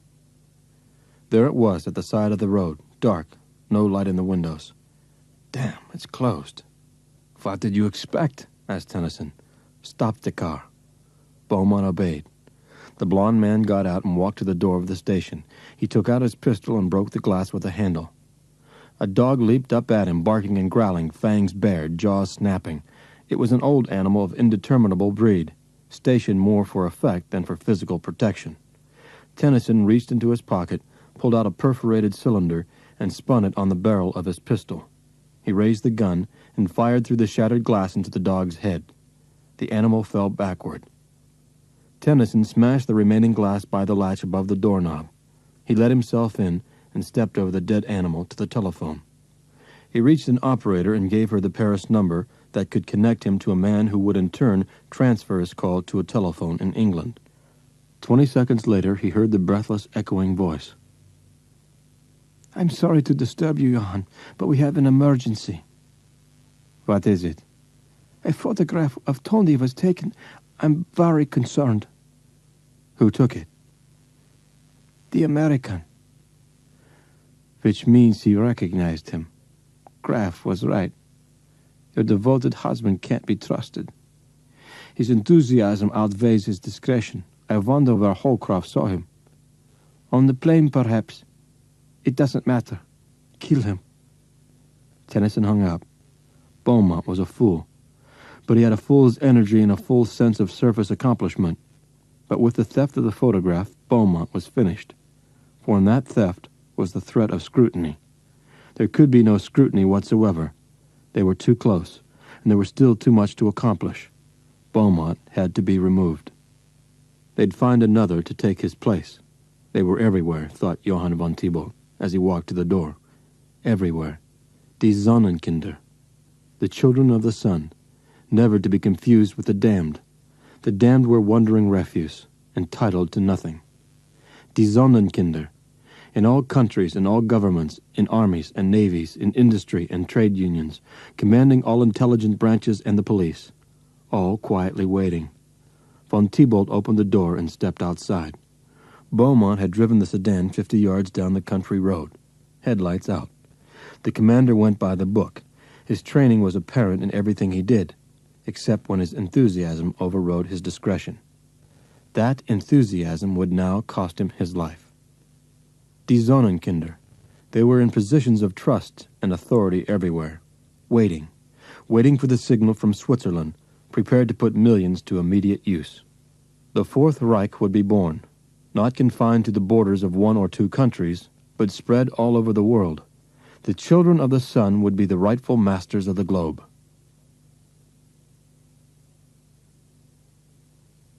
As he got out of the taxi, Noel Holcroft looked over at the tinted glass window of the American Express office and was struck by a thought. Was the refusal to read him his messages over the phone a trap? A means of getting him to show himself? If so, it was a bit obvious, and no doubt a tactic of British intelligence. Noel smiled. He knew exactly what to say if the British picked him up. Heldon had convinced him that John Tennyson was no more an assassin than he was. He might even go a step further and suggest that the Royal Navy take a good long look at one of its more decorated officers. All the evidence pointed to the probability that Commander Anthony Beaumont was a member of Odessa, recruited in Brazil by a man named Graf. Noel felt he was falling through space, plunging downward, unable to catch his breath. His stomach was hollow and a pain shot through his lower chest. He was gripped by combined feelings of grief and fear, and anger. The cablegram read, "Your father died 4 days ago. Stop. Unable to contact you. Stop. Please respond by telephone. Stop. Mother." There was a second cable from Lieutenant David Miles, New York Police Department. "The recent death of Richard Holcroft makes it imperative you contact me immediately. Stop. Professionally, I recommend you speak to me before reaching anyone else. Stop." Noel walked up the Champs-Élysées, trying to collect his thoughts, trying to control his grief. The only father he had ever known. Oh, God, he was dead. What caused the sharp bolts of pain? Pain he understood was part of the fear and anger was implied in Miles' cable. Was he somehow responsible for Richard Holcroft's death? Oh, Christ. Was that death related to a vial of strychnine poured into a drink 30,000 feet over the Atlantic? Was it woven in the fabric of Geneva? Had he somehow sacrificed the father he had known all his life for one he never knew? He reached the corner of the Avenue Georges V. Across the broad intersection that teemed with traffic, he saw a sign above the awnings that stretched the length of the sidewalk cafe, Fouquet's. It was all familiar to him. To his left was the Hotel Georges V. He had stayed there briefly a year ago, courtesy of an extremely wealthy hotelman who had delusions later proved to be just that, of duplicating its exterior in Kansas City. Noel had struck up a friendship with the assistant manager. If the man was still there, perhaps he'd let him use a telephone. "But of course, it's my pleasure, Noel. Here, use my office." The telephone rang. "Is this Noel Holcroft?" "Yes, I'm sorry you had trouble reaching me." "I won't waste time going into that," interrupted Lieutenant David Miles, "except to say you violated federal laws." "Wait a minute," broke in Noel angrily. "What am I guilty of? You found me. I'm not hiding." "It wasn't hard. Incidentally, your friend Bonaventura doesn't know. His cover for you didn't wash. He said you were in a boat out of Curacao, but Dutch immigration didn't have you in the territory." Miles paused. "I now make a formal request for your return to the city of New York. You are considered a prime witness in a homicide and intrinsic to our jurisdictional interrogations." "Sorry, but not now." "I didn't think you would, so let me try informally. It concerns your father." The terrible news was coming, and he could not help himself. He said the words quietly. "He was killed, wasn't he?" "Your father was in what can best be described as a very unusual accident. An old man from the Bronx lost control of his car near the Plaza Hotel. The car went wild, jumped the curb, and plunged into a crowd of people on the sidewalk. 3 were killed instantly. Your father was thrown against the wall. Actually, he was pinned, almost crushed." "You're saying the car aimed for him?" "Hard to tell. There was mass confusion, of course." "Then what are you saying?" Miles hesitated. "That the car aimed for him." "Who was the driver?" "A 72-year-old retired accountant with an inflamed heart, a pacemaker, no family at all, and a license that expired several years ago. The pacer was shorted in the accident. The man died on the way to the hospital. I think the old guy was recruited. I think there was someone else in that car, probably in the back seat, holding a gun to his head." Holcroft listened to Altena's last words, stunned at her equilibrium. The funeral had been yesterday. "You do what you must, Noel. A good man died needlessly, foolishly, and that's the obscenity. But it's over. There's nothing either of us can do. There's something you can do for me. What's that? I'd rather you were someplace where you were out of sight, just for a few weeks. It's easy to be out of sight. I have a certain expertise in that. For 2 years after we left Berlin, you and I kept moving. Until Pearl Harbor, actually. The Bond's activities were too varied for comfort in those days. I didn't know that, said Holcroft, moved. There's a great deal... No matter. Richard put an end to it all. He made us stop running. Stop hiding. I'll let you know where I am.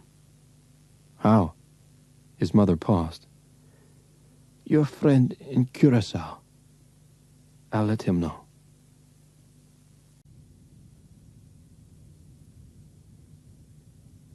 The next time Helden and Noel saw each other, she told him that her brother Johann was working on a story in Brussels and would not be able to meet with him for several days.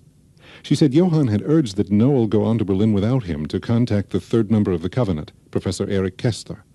Noel and Helden agreed that this was a wise suggestion. The longer they waited before making Heinrich Clausen's amends, the more senseless killings there were likely to be. But that afternoon, another frightening incident occurred. They were at a carnival in the town of Montereau, when Noel noticed that they were being followed. He attempted to elude their pursuer long enough to trap him and find out his identity. But the plan was only partly successful. The man he managed to grab from behind turned out to be an agent of British intelligence. As they began talking, he heard screams. Helden was being captured by someone else. Who? Even the man from British intelligence didn't know. The agent helped Noel rescue Helden, but the captors got away, and the agent was shot in the process. As he was dying, he urged Noel and Helden to call MI5 and ask for an agent named Peyton Jones. Tell him to go back to the Baldwin file. Code Wolfschanze. It's Wolfschanze. The agent's head fell forward. He was dead. They sped north on the Paris highway as the late afternoon sun washed the countryside with rays of orange and cold yellow. Code Wolfschanze. It's Wolfschanze. Peter Baldwin had known about Geneva. Who was Peter Baldwin? Who was von Thibault? Tennyson? Are you afraid? He asked Helden. That's a foolish question. I think you know what I mean. Yes. She leaned her head back on the seat. You want to know if I'll run away? I guess that's it, will you? She did not reply for several moments, nor did he press her. I can't run away any more than you can. Morality and fear aside, it's simply not practical. They'd find us. They'd kill us. The Rache, the Odessa, now Wolfschanze. 3 hunters who stalk each other as well as us. It's got to end. Do we agree? We don't get in touch with this Peyton Jones. We agree. MI5 will look for us. They had a man on us. They'll find out he was killed. There'll be questions. Which we can't answer. We were followed. We did not follow. She reached over and touched his arm. I'm sorry for you, though. Why? Because now you're running with us. You're one of the children now. The verwünschte Kinder. The damned. She withdrew her hand. You should go to Berlin. I know. We've got to move quickly. Kessler has to be reached. We'll make Zurich work, he said. You can stop running soon. We can all stop. Their hotel room in the town of Argentoya overlooked the Seine, with a small balcony beyond the glass doors directly above the river. They stood for a few minutes in the night air, his arm around her, both of them looking down at the dark waters. Neither spoke. Comfort was in their touch. There was a knock on the door. Helden tensed. He smiled and reassured her. Relax. While you were washing up, I ordered a bottle of brandy. She returned his smile and breathed again. You should really let me do that. Your French is quite impossible. I can say Remy Martin, he said, releasing her. Where I went to school, it was the first thing we learned. Holcroft took the tray from the waiter and stood for a moment watching Helden. She had closed the doors to the balcony and was staring out the windows at the night sky. She was a private woman, a lonely woman, and she was reaching out to him. "Right this way, mademoiselle," said Noel, carrying the tray to the small bureau across the room and placing it on top. "Would the lady care for a table by the water?" He moved a small chaise in front of the glass doors and faced her, smiling and bowing. "If the lady would care to be seated, brandy will be served and the fireworks will begin. The torchbearers on the boats await only your presence." "But where will you sit, my attractive garçon?" "At your feet, lady." He leaned over and kissed her, holding her shoulders, wondering if she would withdraw or push him away. Whatever he expected, he was not prepared for what occurred. They stood together, and a strange thing happened. She began to tremble. Her fingers crept around his neck and dug into his flesh, holding him fiercely, as if she were afraid he might move away. He could hear the sobs that came from her throat, feel the convulsions that gripped her. He moved his hands to her waist and gently pulled his face from hers, forcing her to look at him. She was crying. She stared at him for a moment. Pain was in her eyes, a hurt so deep Noel felt he was an intruder watching a private agony. "What is it? What's the matter?" "Make the fear go away," she whispered plaintively. "I can't be alone. Please, make it go away." He pulled her to him, cradling her head against his chest, her hair beneath his face soft and lovely, as she was soft and lovely. "You're not alone, Heldon. Neither am I." She sat back on the chaise, her slip serving as a negligee. She sipped the brandy. Noel was on the floor beside her, leaning against the small couch, his shorts and open shirt taking the place of a bathrobe. They held hands and watched the lights of the boats shimmering on the water. He turned his head and looked at her. "Feeling better?" "Much better, my darling. You're warm and gentle and you laugh easily. I'm terribly fond of you, Noel Holcroft, and I'm not sure that's such a good thing." "Why?" "Because we'll say goodbye, and I'll think of you." "What are you trying to say? Thanks for a lovely evening and goodbye?" "No, my darling, not like that." She hesitated. "There's so much to do. In the car I said I felt sorry for you because you had no training. I've spoken with Johan. He told me to teach you what I could until the two of you can meet. I want you to listen to me, Noel. Try to remember everything I tell you." "What?" Holcroft felt the strength of her grip and saw the concern in her eyes. "You're going to Berlin. I want you back." With those words she began. There were moments when Noel thought he might smile or worse, laugh, but her intensity kept him in check. She was deadly serious. So he listened and tried to remember everything. "There's no time to get false papers. They take days. You have money. Buy an extra seat on the plane. And don't eat or drink anything you didn't bring with you." Her words poured forth, describing tactics, defining methods, telling him how to invent his own variations. False names were to be used, rooms switched daily, hotels changed twice a week. Phone calls were to be placed from public booths, never from hotel rooms, never from residences. A minimum of 3 changes of outer clothing were to be carried. Shoes were to have rubber soles. They were best for running with a minimum of sound, for stopping and starting quickly, and walking silently. If questioned, he was to lie indignantly but not arrogantly, and never in a loud tone of voice. "Remember," she said, "you're the amateur. They're the professionals. Use that position. Turn your liability into an asset. The amateur does the unexpected, not because he's clever or experienced, but because he doesn't know any better.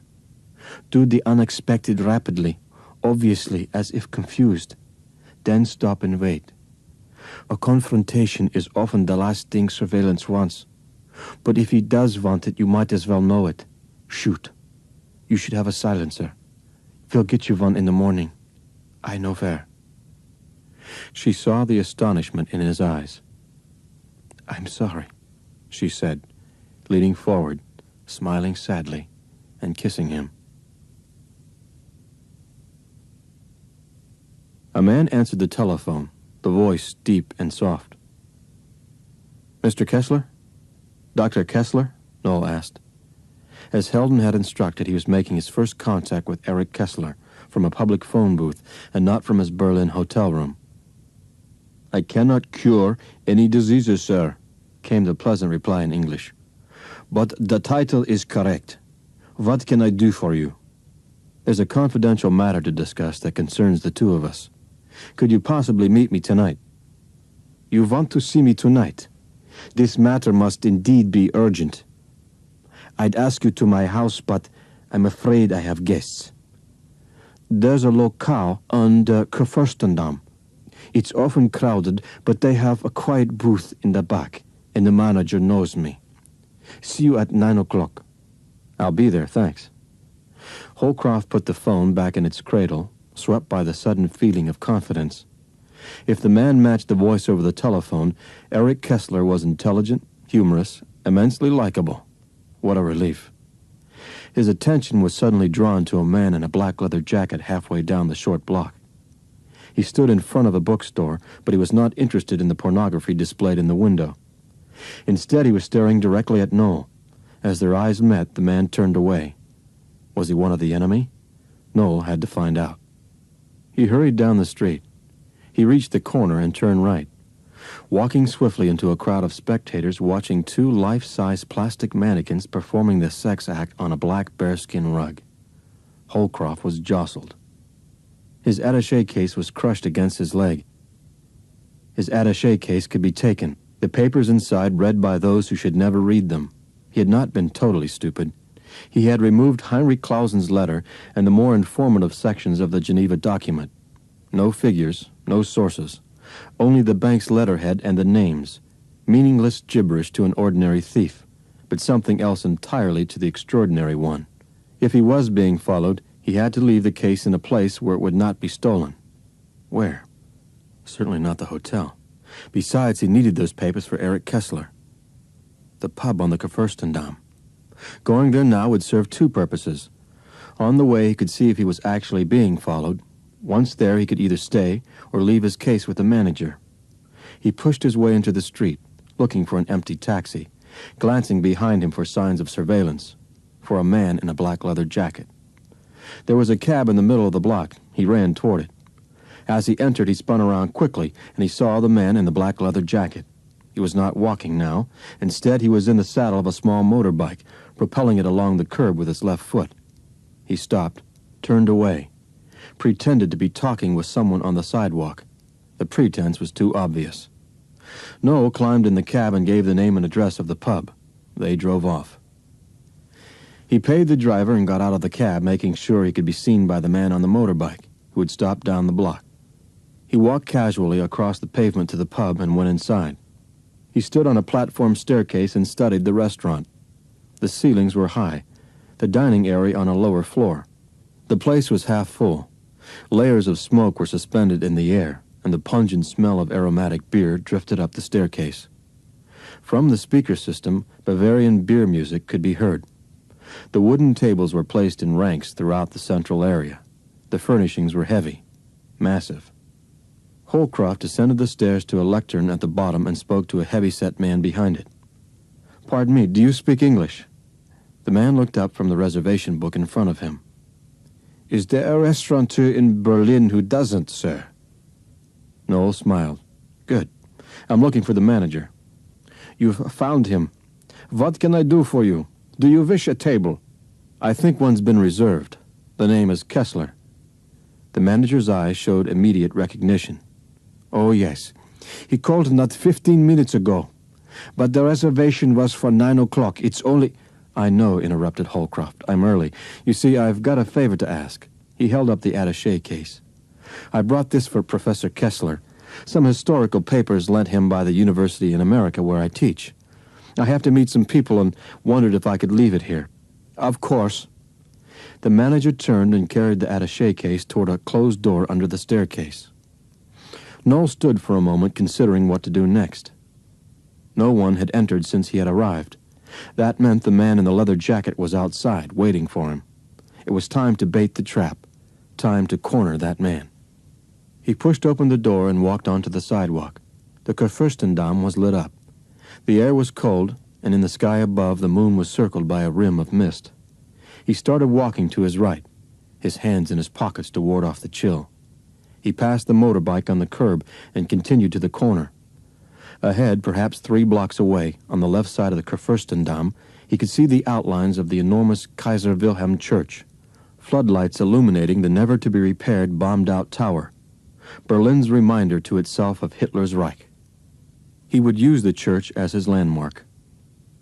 He continued walking along the tree-lined pavement, slower than most of the strollers around him, stopping frequently in front of store windows. He checked his watch at regular intervals, hoping to give the impression that the minutes were important, that perhaps he was pacing himself to reach a rendezvous at a specific time. Directly opposite Kaiser Wilhelm Church, he stood for a while at the curb, under the glare of the streetlight. He glanced to his left. 30 yards away, the man in the black leather jacket turned around, his back to Holcroft, watching the flow of traffic. Noel started up again, his step faster now. He came to another corner and looked up at the street sign, Schönbergstrasse. He waited for a break in the traffic and crossed the street. He turned right on the sidewalk, staying close to the curb, excusing himself through the strollers. He reached the end of the block, crossed over into the next, and slowed his walk. He stopped and checked on his watch with growing concentration. He saw the man in the leather jacket twice. Noel proceeded into the 3rd block. No more than 50 feet from the corner, there was a narrow alley. The alley was dark and dotted along its sides with shadowed doorways. The darkness and the length were uninviting, obvious deterrents for pedestrians during the evening hours. But this alley, at this time, was the trapping ground, an unlit stretch of concrete and brick into which he'd lead the man who'd followed him. He continued walking down the block, past the alley, toward the corner, his pace quickening with every stride, Heldon's words resounding in his ears. Do the unexpected rapidly, obviously, as if confused. He reached the end of the block and stopped abruptly under a streetlight. As if startled, he looked around, pivoting on the sidewalk, a man undecided but one who knew a decision must be made. He started back toward the alleyway and suddenly broke into a run, colliding with pedestrians entering the alley, a man in panic. He ran until he was at midpoint in the alley. There was a delivery entrance of some sort, a wide metal door. He lunged toward it, spinning into the corner, his back pressed against steel and brick. He put his hand into his jacket pocket and gripped the handle of the automatic. The wait was not long. He could hear racing footsteps and thought as he heard them that the enemy too knew about rubber-soled shoes. The man ran by. Then, as if sensing a trick, he slowed down, looking about in the shadows. Noel stepped out of his hidden corner, his hand in his jacket pocket. I've been waiting for you. Stay right where you are. He spoke intensely, frightened at his own words. I've got a gun in my hand. I don't want to use it, but I will if you try to run. You're a pig. You can kill me, but we will stop you. Who are you? Does it matter? Just know that we will stop you. You're with the Rache, aren't you? In spite of the darkness, Noel could see an expression of contempt on the man's face. The Rache, he said. Terrorists without a cause. Butchers. I'm no part of the Rache. The Odessa, then? You'd like that, wouldn't you? What do you mean? You'll use the Odessa when the time comes. It can be blamed for so much. You can kill so easily in its name. I suppose the irony is that we'd kill the Odessa as quickly as you would. But you're the ones we want. We know the difference between clowns and monsters. Believe me, we'll stop you. You're not making sense. You're not part of the Volksschanze. You couldn't be. The man lowered his voice. But we are all part of Volksschanze, aren't we? In one way or another, he said, a challenge in his eyes. I say it again. You can't kill me, but another will take my place. Kill him, and another his. We will stop you. So shoot, Herr Clausen. Or should I say, son of Reichsführer, Heinrich Clausen? What the hell are you talking about? Who sent you? There is no way you can force that from me. We are not part of your plan. Holcroft took the gun from his pocket and stepped closer. What plan? He asked, hoping to learn something. Anything. Geneva. What about Geneva? It's a city in Switzerland. We know everything, and it's finished. You won't stop the Eagles. Not this time. We will stop you. Eagles? What Eagles? Who's we? Never. Pull the trigger. I won't tell you. You won't trace us. Noel was perspiring, though the winter night was cold. Nothing this enemy said made sense. It was possible that an enormous error had been made.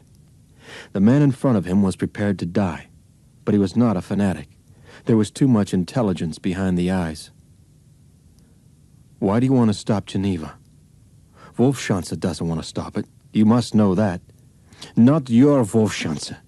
But we can put that fortune to great use. No. If you interfere, there won't be anything. The money will go back into the ground for another 30 years.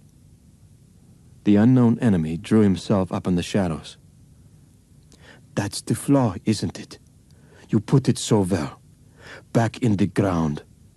But if I may be permitted, there'll be no scorched earth then. No what? No scorched earth. The man stepped backward. We've talked enough. You've had your chance. You have it still. You can kill me, but it will do you no good. We have the photograph. We're beginning to understand. The photograph? In Portsmouth? You?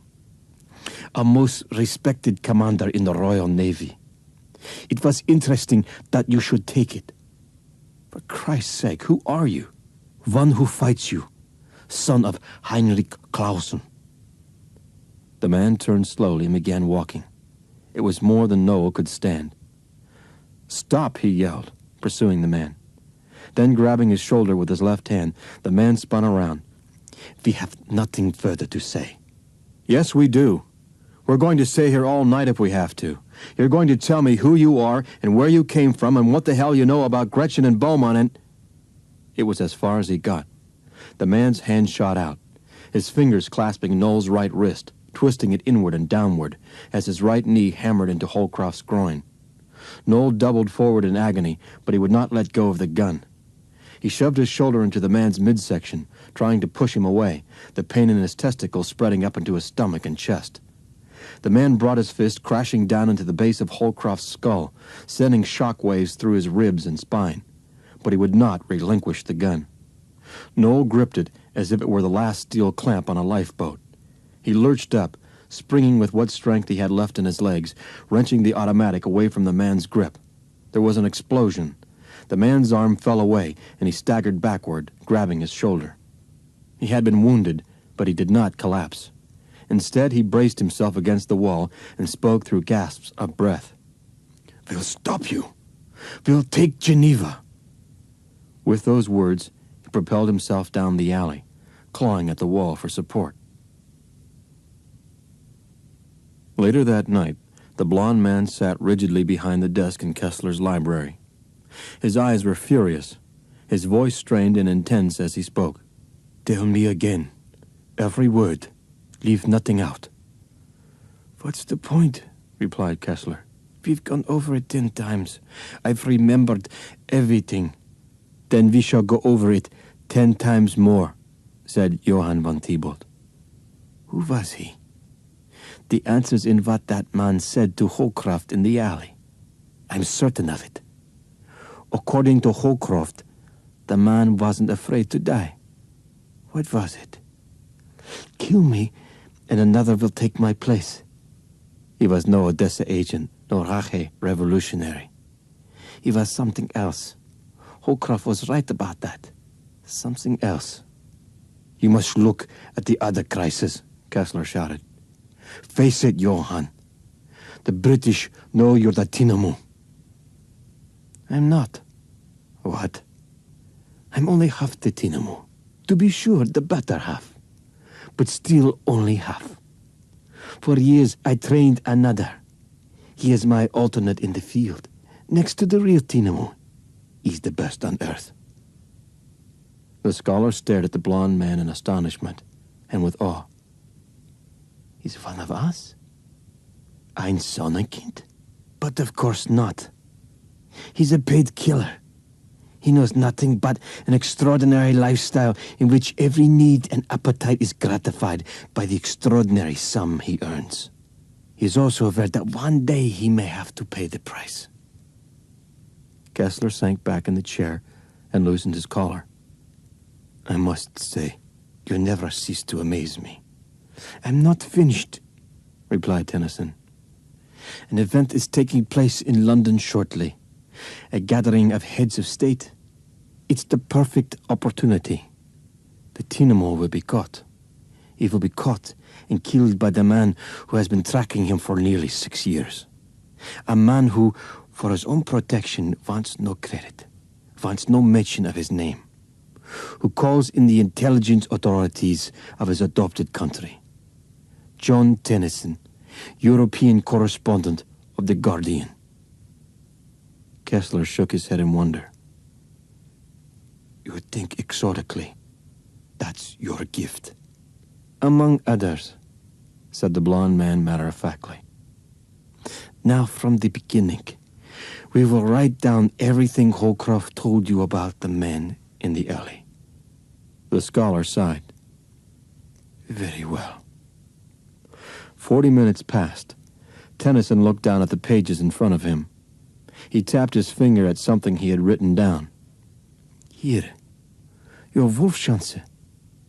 Your Wolfschanze. Meaning ours, not theirs. What are you talking about? Said Kessler. We are Wolfschanze. The men of Wolfschanzen are Sonnenkinder. The blond man's upper body tensed. He leaned back in the chair, his sculptured face twisted in concentration, his cold eyes staring rigidly at the words on the paper. It couldn't be. After all these years. Operation Barbarossa. The scorched earth of Barbarossa. Oh my God. The Nachrichtendienst. It's the Nachrichtendienst. What are you talking about? Kessler said. Barbarossa was Hitler's first invasion north. A magnificent victory. He called it a victory. The Prussians called it a disaster. A hollow victory written in blood. Whole divisions unprepared, decimated. We took the land, the general said. We took the worthless, scorched earth of Barbarossa. Out of it came the Nachrichtendienst. What was it? An intelligence unit, rarefied, a corps of aristocrats.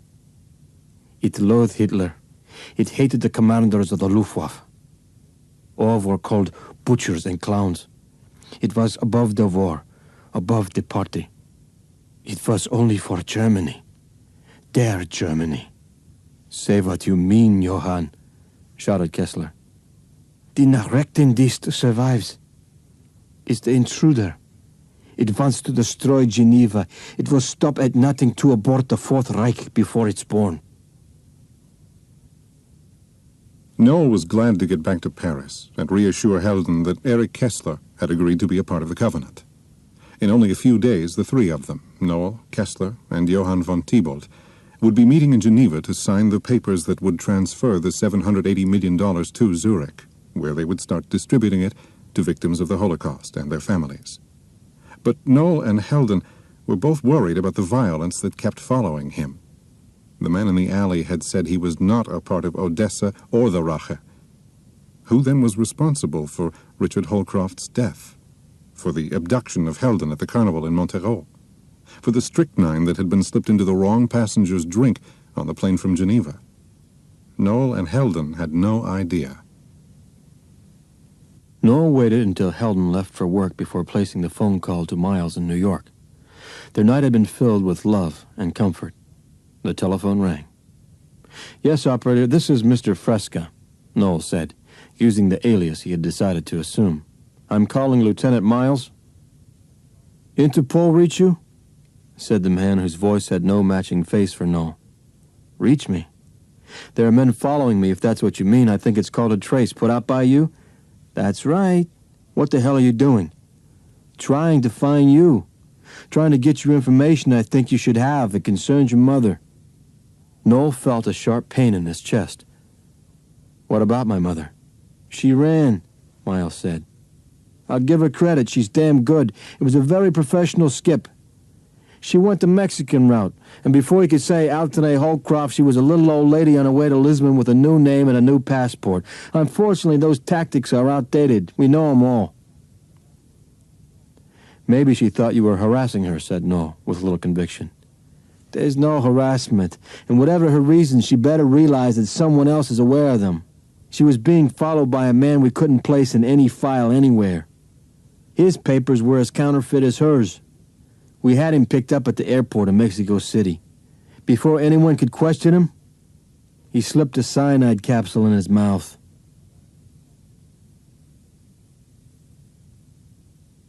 So at last it's here, said Gretchen Beaumont, sitting next to her brother on the soft leather couch, her hand caressing his face, her fingers darting in and out between his lips, arousing him as she was always able to do since they were children. But he could not succumb. When he did, it would be the last act of a secret ritual that had kept him pure and untangled since he was a child. He held her shoulders and gently pushed her back on the couch. It's here, he said. I'll leave about 6 in the morning for Heathrow, for the first plane to Paris. What will you tell Holcroft? He believes your husband was an Odessa agent. That's what he told Kessler. I'll play on his assumptions. I'll think of something startling, something that will stun him, convince him I'm holier than John the Baptist. Then I'll turn the tables, make him feel he must convince me he's worthy of Geneva, worthy of using those millions of dollars wisely. It's psychologically vital that he be put in that position. His dependency on me must grow. Gretchen locked her legs against his hand and held his wrist. The grip was abrupt and sexual. You can excite me with words, but you know that, don't you? In a while, my love, my only love, we've got to talk. Tennyson dug his fingers into his sister's leg. She moaned. While Holcroft was here, did he mention Peter Baldwin? Not a word. I never thought he would, not if I was playing my part right. I was an unbalanced, resentful wife. He didn't want to frighten me, nor did he wish to give me information dangerous to Geneva. Tennyson nodded. They had projected accurately. What was his reaction when you talked about me? I simply told him you spoke for the Fontainebleaus. Why did Baldwin try to intercept him in New York? I've pieced it together. Baldwin operated out of Prague, an MI6er, whose allegiance many said was to the highest bidder. He sold information to anyone, until his own people began to suspect him. They fired him, but didn't prosecute because they couldn't be sure. In addition, he was a courier specialist. While in Prague, he heard rumors of a great fortune being held in Geneva. Nazi spoils. Baldwin checked out everything to the finest point. It was the way he worked. Once he had Manfredi's name, the rest was patient observation, and money spread cautiously within the bank. His break came when he heard that Manfredi was setting up contact with a heretofore unheard-of American named Holcroft. Why? He studied Holcroft and found the mother. She was Manfredi's strategy, Gretchen broke in. From the beginning, agreed Tennyson, nodding. He convinced Clausen she had to leave Germany. She had money of her own and moved in moneyed circles. She could be of great use to us in America. With Clausen's help, she came to accept that, but she was essentially Manfredi's creation. Underneath that gnome's benign appearance, said Gretchen, was a Machiavelli, Without that kindly innocence of his, I doubt he'd ever have got away with it. But Machiavelli isn't the parallel. Manfredi's interest was solely the money. It was the only power he wanted. He wanted to control the agency in Zurich. It's why we killed him. Gretchen lay naked beside him, her breathing steady, her body drained and satisfied. The blond man raised his hand and looked at the radium dial of his watch. It was 2:30 in the morning, time to do the terrible thing demanded of him by the Covenant of Wolfschanze. All traces to Geneva had to be removed. He reached over to the side of the bed for his shoes. He lifted one up, feeling the heel with his fingers in the darkness. There was a small metal disc in the center. He pressed it, turning it to the left until a spring was released. He placed the disc on the bedside table, then tilted the shoe back and removed a steel needle 10 inches long, concealed in a tiny bore drilled from heel to sole. The needle was flexible, but unbreakable. Inserted properly between the 4th and 5th ribs, it punctured the heart, leaving a mark more often missed than found, even during an autopsy. He held it delicately between the thumb and index finger of his right hand, reaching for his sister with his left. He touched her right breast, and then her naked shoulder. "You are insatiable," she whispered, smiling. "Only with you." He drew her up until their flesh touched.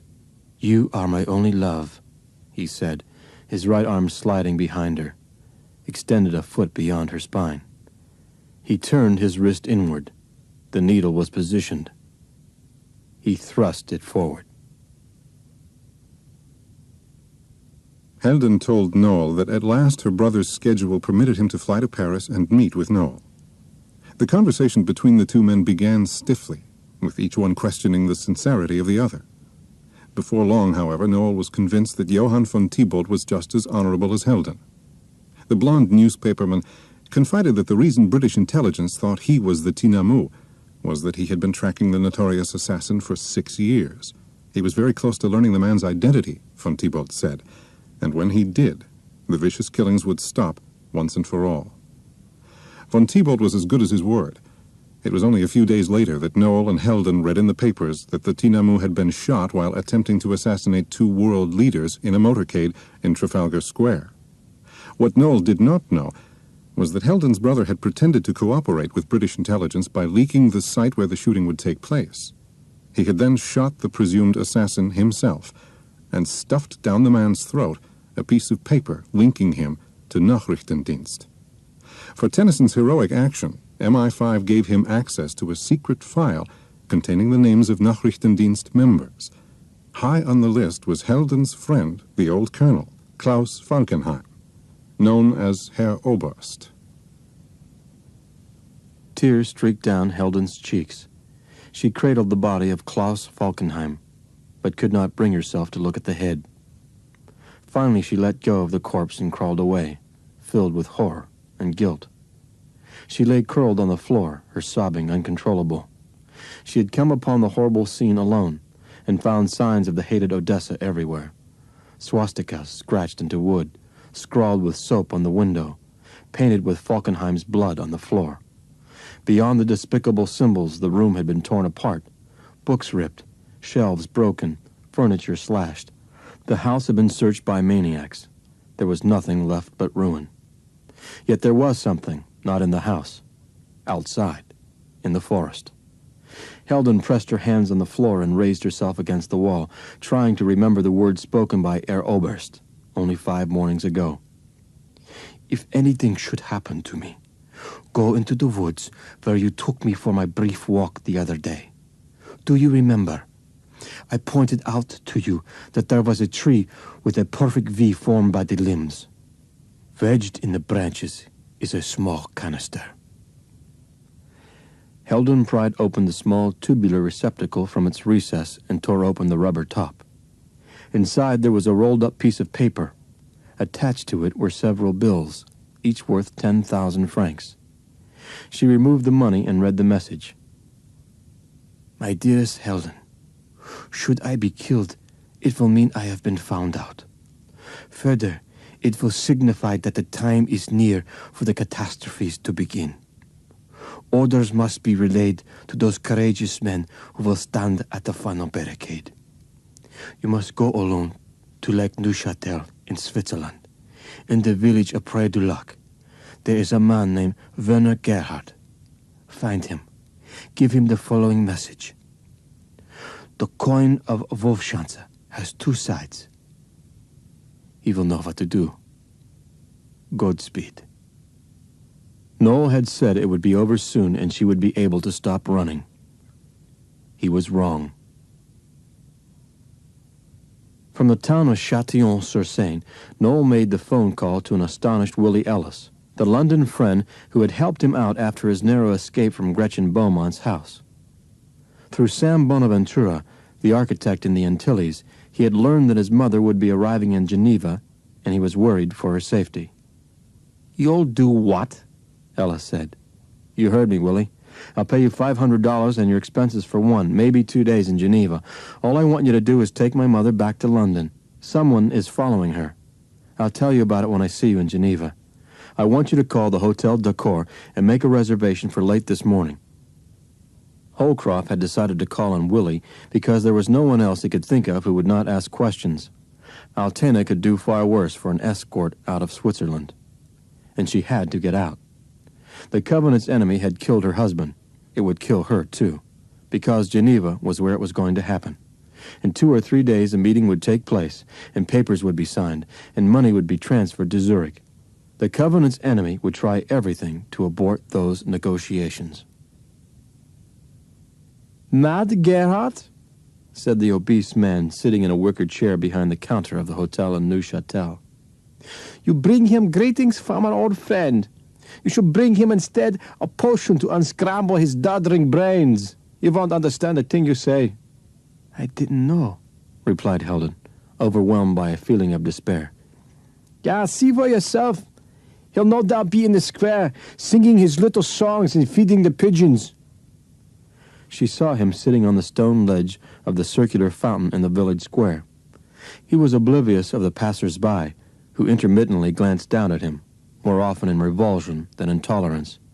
His clothes were frayed, the tattered overcoat soiled with droppings.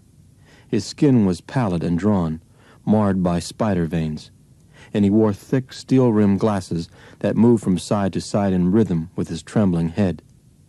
His hands shook as he reached into a paper bag, taking out breadcrumbs and scattering them, attracting scores of pigeons that cooed in counterpoint to the high-pitched sing-song words that came from the old man's lips.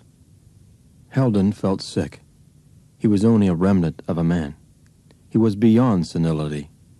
She approached and sat beside him, aware that several people in the square looked at her as if she too were feeble-minded. She spoke quietly. "Gerhard, I've traveled a long way to see you." "Such a pretty lady, a pretty, pretty lady." "I come from Herr Falkenheim. Do you remember him?" "Falken's home. Falken's hurt my pigeons. My friends and I don't like them dewy sweet feathers." Gerhard bent over and pursed his lips, kissing the air above the rapacious birds on the ground. "The coin of Wolfschanze has two sides," whispered Heldon. And then she heard the words. There was no break in the rhythm. The quiet, high-pitched sing-song was the same, but there was meaning now. "He's dead, isn't he? You don't answer me. Just nod your head or shake it. You're talking to a foolish old man who makes very little sense." Heldon was too stunned to move, and by her immobility she gave the old man his answer. He continued in a sing-song cadence. "Klaus is dead, so finally they found him and killed him." "It was the Odessa," she said. "There were swastikas everywhere.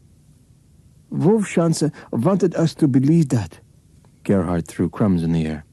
"Here, sweet feathers, it's tea time for you." He turned to Helen, his eyes distant. "I'll explain it to you, but not here. After dark, Come to my house on the lake.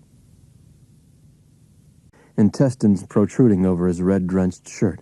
His throat slashed so deeply that his head was barely attached to his neck, his eyes wide open, glaring upward in agony.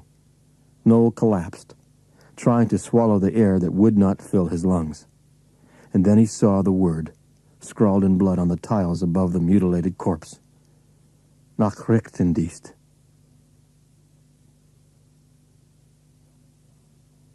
Helden found the path 3 kilometers beyond the fork in the road leading out of Pré du Lac.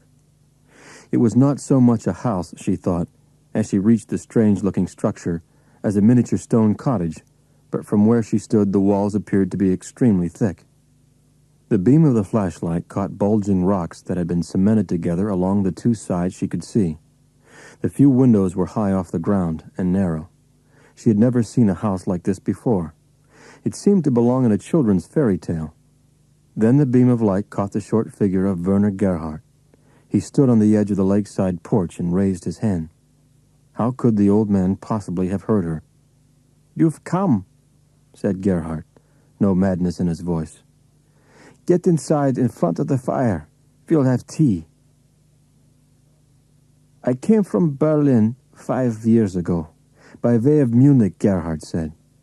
"I was a victim of Odessa, a broken man, living out his years in senility and solitude. I am a figure of ridicule. A doctor at the clinic keeps my records. His name is Litvak, should you ever need him. He's the only one who knows I'm perfectly sane. Now what happened to Klaus?" She told him. Gerhardt was silent for a while, pain in his eyes. "Animals," he said. "They can't even execute a man with any semblance of decency. They must mutilate. May God damn them." "Who?" "The false Wolfschanze. The animals, not the eagles." "Eagles? I don't understand." "The plot to kill Hitler in July of 44 was a conspiracy of generals. Rommel called these men the true eagles of Germany." "The eagles?" Helden repeated. "You won't stop the eagles?" "I beg your pardon," asked the old man. "Nothing. Go on, please." "Of course, the generals failed and a bloodbath followed. Then suddenly, Wolfschanze became the excuse to still all dissent within the Reich. Thousands who had voiced criticism were arrested on fabricated evidence and executed. The worst fears of the generals were borne out. The maniacs were in total control of Germany. It was what they had hoped to stop at Wolfschanze. Their Wolfschanze. The true Wolfschanze. "Their Wolfschanze?" asked Helden. "The coin of Wolfschanze has 2 sides." "Yes," said Gerhardt. "There was another Wolfschanze, another group of men who also wanted Hitler killed, but for an entirely different reason. These men thought he had failed.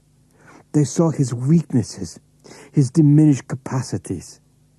They wanted to supplant the madness that was with another madness, far more efficient.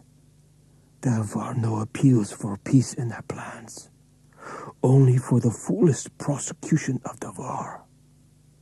They, the men of that Wolfschanze, are committed still. Surely most of them are dead by now. It's the children." "The children?" "Yes, they're everywhere, in every city, province, and country." The old man leaned forward. "It was called Operation Sonnenkinder, and it took place in 1945. Thousands of children between the ages of 6 months and 16 years were sent out of Germany to all parts of the world." As Gerhardt told the story, Helden felt ill. "A plan was devised," continued Gerhardt, "whereby millions upon millions of dollars would be available to Sonnenkinder after a given period of time. The time was calculated by projections of normal economic cycles. It was 30 years. Eldon's sharp intake of breath interrupted him, but only briefly. It was a plan conceived by 3 men. A cry emerged from Heldon's throat. These 3 men had access to funds beyond calculation, and one of them was perhaps the most brilliant financial manipulator of our time. It was he, and he alone, who brought the international economic forces together that ensured the rise of Adolf Hitler. And when his Reich failed him, he set about creating another. Heinrich Clausen, whispered Heldon. Oh God, no. No. Oh God, no. He was never more than a device. A conduit for money. He knows nothing. Then Heldon's eyes grew wide. The pain in her temples sharpened. Yes, said Gerhard, reaching for her hand. A young boy was chosen another of the sons. An extraordinary child, a fanatically devoted member of the Hitler Youth. Brilliant. Beautiful. He was watched, developed, trained for his mission in life. Johann? Oh God in heaven, it's Johann. Yes, said the old man. It's why Klaus had you brought to him. The rebellious von Thibault daughter, born in Rio, estranged from her brother and sister. Was that estrangement real? Or were you being used to infiltrate the ranks of wandering, disaffected German youth? We had to know. They tried to kill me in Montereau, said Heldon, shuddering. Oh God, my brother. The old man stood with difficulty. I'm afraid you're wrong, he said. It was a tragic afternoon filled with errors. The man who came after you was from us. His instructions were clear. Learn everything there was to know about Holcroft. He was still an unknown factor then. If an unknown conduit, he was to live, and we would convince him to come with us. If part of Wolfschanze, he was to be killed. If that was the case, you were to be taken away before you were harmed, before you were implicated. That man who grabbed me spoke German, said Heldon. I thought he was Odessa. He was the farthest thing from it. He was a Jew from a place called Har Sha'alav. A Jew? Gerhard told her briefly of the strange kibbutz in the Negev desert. There was only one requirement for residency. The applicant had to be the sole survivor of a family destroyed in the concentration camps. They are the army of Nachrichtendienst. A cable is sent. Men are dispatched. Orders must be relayed to the courageous men who will stand at the final barricade. Heldon understood Herr Oberst's words. You'll send that cable now. You will send it. I mentioned a Dr. Lidwak at the clinic. He's one of us. Go to him tonight. He knows the codes and will reach Har Sha'alav. A team must be sent to Geneva. You must tell them what to do. Johann, Kessler, even Holcroft, if he's beyond pulling out, must be killed. Those funds must be dispersed. I'll convince No. For your sake, I hope you can. It may not be as simple as you think. He believes deeply, even to the point of vindicating a father he never knew. How did you learn? From his mother. For years we believed she was part of Clausen's plan, and for years we waited. Then we confronted her and learned she was never part of it. She was the bridge to, as well as the source of, the perfect conduit. No Clausen Holcroft. A normal man would have asked for legal and financial advice, but Holcroft, believing in his covenant, kept everything to himself. A sharp humming sound filled the room, It echoed off the wall so loudly that Helden felt the vibrations going through her and jumped to her feet. Gerhardt stared up at a narrow window high in the left wall. He seemed to be studying panes of glass that were too far above him to see through. "There's a night mirror that picks up images in the black light," said Gerhardt. "It's a man." He walked to the desk, took out a small pistol, and handed it to Helden. The man identified himself as a representative of Harsha Alav, but as soon as he entered the room, he shot and killed the old man. Helden was wounded in the leg before she had time to kill the intruder. She left Gerhardt's house and went immediately to the clinic. Litvak attended to her leg, but he told her it was too late to contact the kibbutz in Israel. The place had been entirely destroyed. Every resident, man, woman, and child, had been killed. Every building burned. Helden was to proceed to Geneva and contact an Israeli who was based there. The man's name was Yaakov Ben Gadis, and he had been the one to take Beaumont's picture from Noel's pocket. Now he had the urgent task of stealing from Helden's brother the only existing list of the Sonnenkinder, the people of the Fourth Reich who would be called into action as soon as the funds were transferred to Zurich. As she was attempting to get to Geneva from a small airfield at Neuchâtel, Helden met Altena Holcroft, who was also trying to get a flight. Together, the two women made their way to the apartment where Ben Gadis was staying. The door was opened by a slender man with dark skin and very dark eyes. He was neither tall nor short, but he emanated raw physical power. This was conveyed by his enormous shoulders, accentuated by the stretched cloth of his white shirt, open at the neck, with the sleeves rolled up, displaying a pair of muscular arms. His black hair was trimmed, his face striking, as much for its rigid solemnity as for its features. He studied the two women, then nodded, gesturing them inside. "I'm Yaakov Ben Gadis," he said. "So that we understand one another, it is I who will make the decisions. There's work to be done tonight." "There's only one thing I must do," said Altena Holcroft. "That's reach my son." "Later," said Yaakov Ben Gadis. "There's something else first. A list must be found. We think it is in the Hotel d'Accord." "It's vital," interrupted Helden, her hand on Altena's arm. "As vital as reaching your son," continued Yaakov, staring at the Holcroft woman. "And I need a decoy."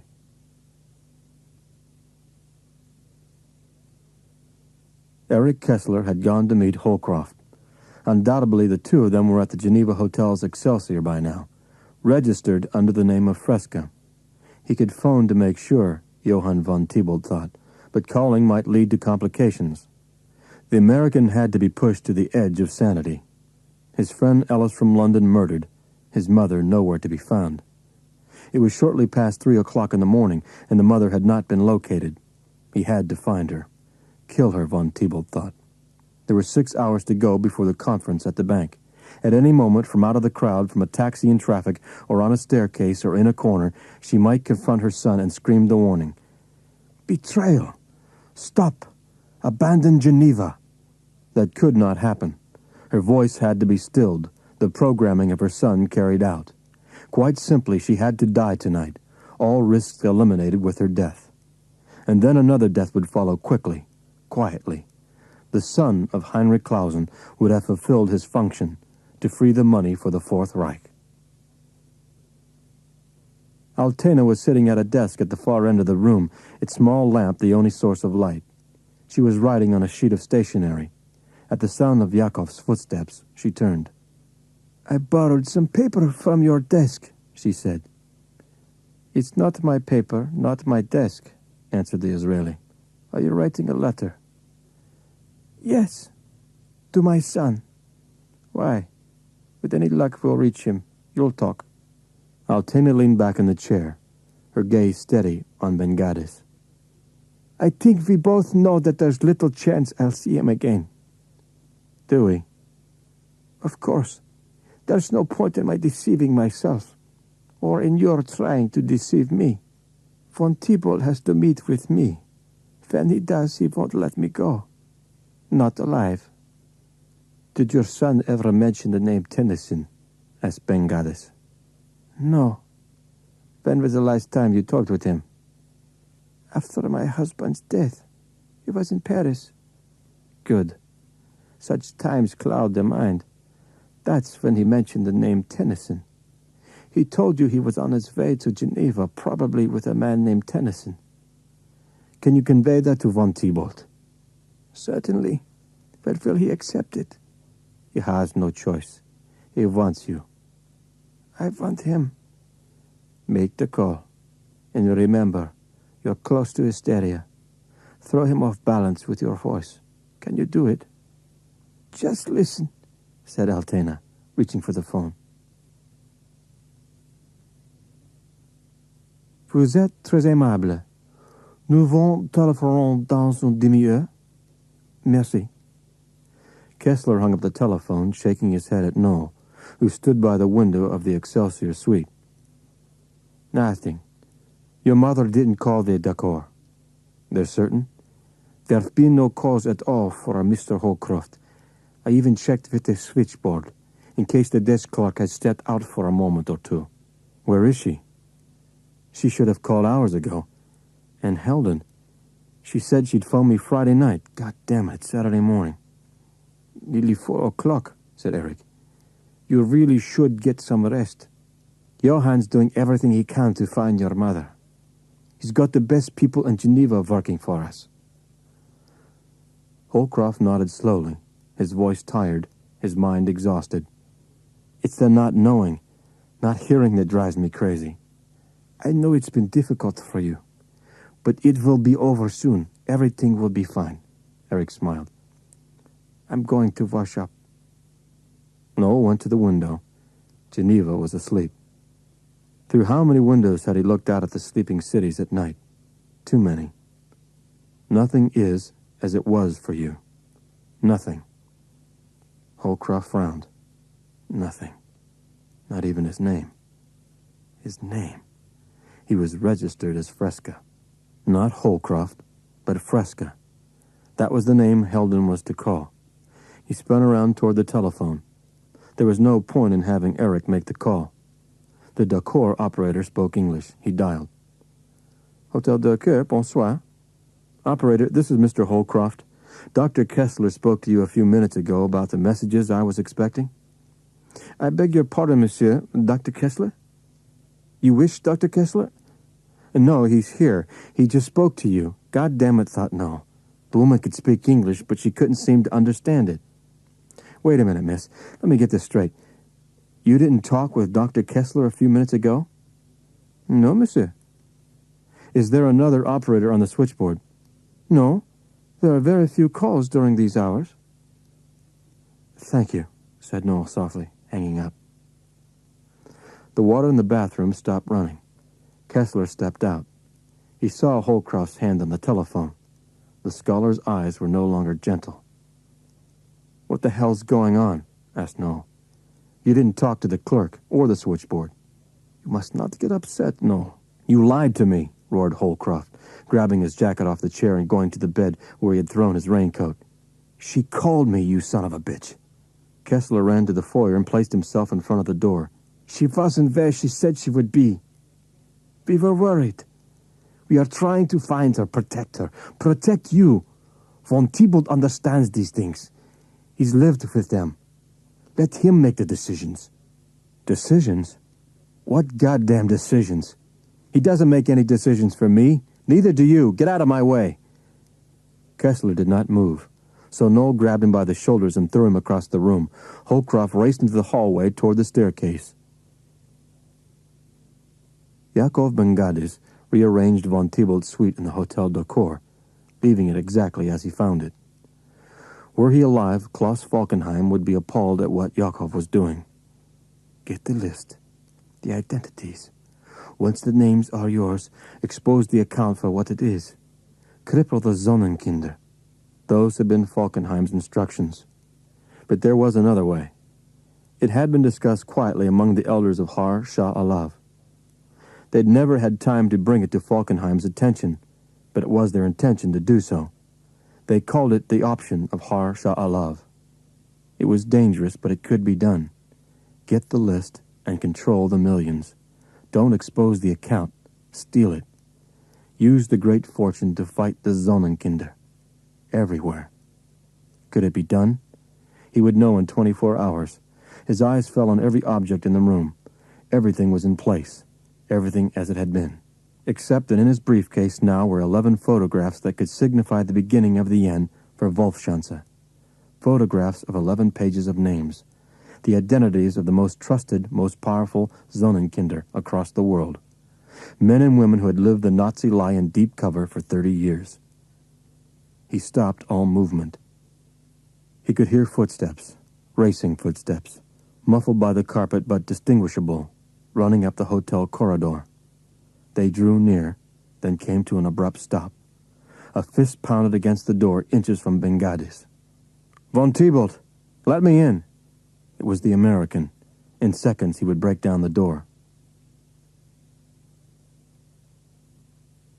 Helden limped about the apartment, forcing her leg to get used to the pain, angry that she had been left behind, but knowing it was the sensible thing to do. The telephone rang. She limped across the room to pick it up. It was an unfamiliar voice belonging to someone who would not identify himself. "Mrs. Holcroft was driven to a house on an estate 13 kilometers south of the city. I'll give you directions." Yakov could not let the pounding continue, nor Holcroft's shouted demands. The disturbance would draw attention. The Israeli twisted the latch and pressed himself against the wall. The door crashed open, the figure of the tall American filling the frame. He lunged into the room, his arms in front of him, as if prepared to repel an assault. "Von Thibault, where are you?" Holcroft was obviously startled by the darkness. Bengadis stepped silently to the side, the flashlight in his hand. He spoke rapidly, completing 2 sentences in a single breath. "Von Thibault's not here, and I mean you no harm. We are not on opposite sides." Holcroft spun around, his hands extended. "Who are you? What the hell are you doing here? Turn on the lights." "No lights. Just listen." The American stepped forward angrily. Yakov pressed the button on his flashlight. A wash of green spread over Holcroft, causing him to cover his eyes. He lashed his right foot out, catching Bengadis in the knee. At contact, Noel sprang forward, his eyes shut, his hands clutching for the Israeli's body. Yakov crouched and threw his shoulder up into the American's chest. There could be no lacerations, no traces of blood on the floor. "You must listen. I'm not your enemy. I've got news of your mother. I have a letter. She's been with me." The American struggled. He was breaking the grip. "Who are you?" "Nachrichtendienst," whispered Bengadis.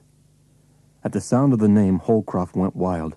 He roared, his arms and legs battering rams that could not be repulsed. "I'll kill you." Yakov had no choice.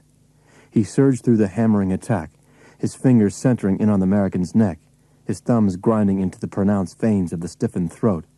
By touch, he found a nerve and pressed with all his strength. Holcroft collapsed. Noel opened his eyes in the darkness, but the darkness was not complete. Angled against the wall was a wash of green light, the same green light that had blinded him earlier. He was being pressed against the floor, a knee sunk into his shoulder, the barrel of a gun against his head. He fell back and heard the intense whisper of the man above him. "Be very clear of this. If I were your enemy, I would have killed you. Can you understand that?" "You are my enemy," answered Noel, barely able to speak through the bruised muscles about his throat. "You said you were Nachrichtendienst. Geneva's enemy. My enemy. The first, absolutely, but not the second. Not yours. Where have you got my mother? You said you had a letter." "We'll take all things in order. What I want first is to leave here, with you. Together we can do what Wolfschanze never believed possible." "Wolfschanze? Do what?" "Make the laws work for us. Make amends." They sped down the country road past the gates of the estate, driver and passenger oblivious to the sounds of an angry dog, suddenly disturbed from its sleep by the racing car. Gradually, Yakov coasted to a stop off the shoulder and to the underbrush. There was a thick brick wall bordering the grounds, a string of coiled barbed wire on the top of it. Yakov scaled a tree to study the wire in the wall. "We'll have to jump." The Israeli came down, crouched next to the wall, and cupped his hands. "Step up," he ordered Noel. The ring of wire barbs on the top of the wall was impossible to avoid. There was no space on the ledge untouched by it. Straining, Holcroft managed to get his left toe on the edge, then sprang up, vaulting the ominous coil and plummeting to the ground. If the stranger had given Heldon the right information on the phone, he was within a few hundred yards of Altena. They sliced through the forest, sidestepping branches, leaping over tangled foliage, until they found the dirt road that led toward the house. In the distance they could see a dim glow of lights that shone from small cathedral windows. "I'll run across and signal you to follow," Yakov whispered. The Israeli dashed across the lawn and crouched at the side of the window. Slowly he stood up and peered inside. Noel got to his knees, prepared to race out from the foliage. The signal did not come. Bengadi stood motionless at the side of the window, but made no move to raise his hand. What was wrong? Why didn't the signal come? Holcroft could wait no longer. He sprang up and ran over to the stretch of grass. The Israeli turned, his eyes glaring. "Get away," he whispered. "What are you talking about? She's in there." Bengadis grabbed Holcroft by the shoulders, pushing him backward. "I said go back. We must get out of here." "The hell we will." Noel swung both arms up violently, breaking the Israeli's grip. He leaped to the window and looked inside. The universe went up in fire. His mind burst open. He tried to scream, but no scream would come. Only pure, raw horror, beyond sound, beyond sanity. Inside the dimly lit room, he saw the body of his mother, arched diagonally in death across the back of a chair. The graceful, wondrous head was streaked with blood. He sat in the chair, drained, numb, and read the letter from Altena. "Dearest Noel, it is unlikely that we shall see each other, but I beg you, do not mourn me. Not now. There is no time. I do what I have to do for the simple reason that it must be done, and I am the most logical person to do it. Even if there were another, I am not at all sure I would allow him to do what has been reserved for me. I will not dwell on the lie I have lived for over 30 years. My new friend, Mr. Bengadis, will explain it fully to you. Suffice it to say, I was never aware of the lie, nor the terrible role you would be called upon to play. Godspeed you, my Noel. My love, Altena." Holcroft looked up at Yakov, who was standing by the apartment window, looking out at the gray light of the early winter morning. "What was it she wouldn't let anyone else do?" he asked. "Meet with my brother," answered Heldon from across the room. She told him the story of Werner Gerhardt, of Wohlschanze, of the coin that had two sides. When she had finished, Holcroft got out of the chair. "So all along I've been the figurehead for the lie. For the other side of Wohlschanze. You are the code numbers that opened the Sonnenkinder vaults," said Bengadis. "You were the one who made all the laws work for them. It was a brilliant deception."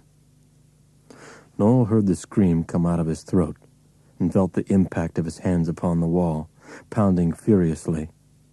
Other hands touched him, gentle hands. A man in agony had cried out to him, and that man was false. What had he done? He felt tears in his eyes, and Heldon was holding him, pulling his face to hers, her gentle fingers brushing away the tears. "My darling, my only darling." "I give you the only option of Har Sha'alav," said Bengadis. "It will demand the most extraordinary discipline of which you are capable." "What is it?" "Go through with the meeting at the bank. Sign the papers." "You're out of your mind." "I'm not.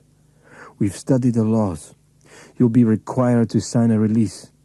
In it, in the event of your death, you assign all rights and privileges to the co-inheritors. When you do, you'll sign a death warrant. Sign it. It won't be your death warrant, but theirs." The three of them sat on one side of the long conference table, Holcroft in the center, Kessler on his left, and von Thibault on his right. Facing them were the two directors of La Grande Banque de Genève. In front of each man was a neat pile of legal papers, all identical and arranged in sequence. Eyes followed the typed words. Pages were turned, and more than an hour passed before the precious document had been read aloud in its entirety. The last article of record was the formal release of the account. A computer had been preset. Upon the signatures of everyone in the room, the codes would be punched, the funds made liquid, and transferred to a bank in Zurich. All signed. The director on the right picked up a telephone. "Answer the following numbers on computer bank 11. Are you ready? 6, 1, 4, 4, 2. Break 4. 8, 1, 0, 0. Break 0. Repeat, please." The director listened, then nodded. "Correct. Thank you." "It is complete, then?" asked his colleague. "It is," answered the director. "Gentlemen, as of this moment, the sum of 780 million American dollars is in your collective names at La Banque de Louvre, Zurich. May you have the wisdom of prophets, and may your decisions be guided by God." Pretending that he knew nothing of Kessler's and von Thibault's treachery was agonizing to Noel. But when they parted outside the bank, he felt he had been convincing. The three men agreed to meet in Zurich to set up the office that would disperse the funds. Noel made the trip along with Helden and Yakov Ben-Gadis, each of them driving a separate car and sticking close together. They were accompanied by a police escort. But suddenly, one of the police cars sped up close to Noel's car, pointed a rifle at him, and finally succeeded in edging him off the embankment. He felt the car roll over and over. Images, shapeless, unfocused, without meaning or definition. Outlines etched in vapor. There was only awareness, not thought, nor any memory of experience, just awareness. Then the shapeless images began to take form. The mist cleared, turning awareness into recognition. Noel saw her face above him, framed by the cascading blonde hair that touched his cheek. There were tears in her eyes. They ran down her cheeks. He tried to wipe away the tears, but he could not reach the lovely, tired face above. His hand fell, and she took it in hers. "My darling." He closed his eyes, knowing that somehow thought would come soon. The plastic surgeon who had flown from Los Angeles to operate on his unidentified patient had done a remarkable job. The face was still Holcroft's, yet not entirely. The scars that had resulted from the facial wounds were gone. In their place, slight indentations that lent a chiseled look to the features.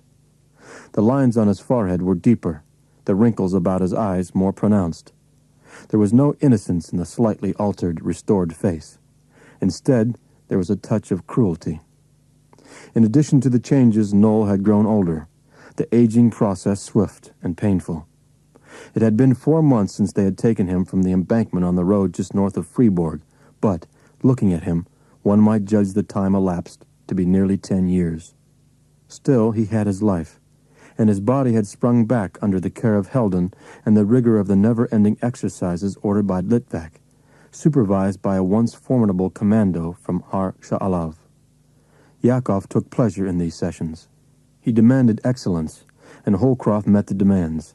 Full health was required in the physical instrument before the real training could begin. It would begin tomorrow, high in the spring hills and mountains, beyond the scrutiny of prying eyes, but under the harshest scrutiny of Yakov Ben-Gadis. The pupil would be put through the rigors of hell until he excelled the master. "Use your fingers. They're weapons, never forget it. Scale at 3 again. You're too slow. Roll out of a fall. Don't crouch." The summer months passed. The pupil was ready. As was his colleague. She was ready too. The Zonenkinder were marked. The list was taken out and studied.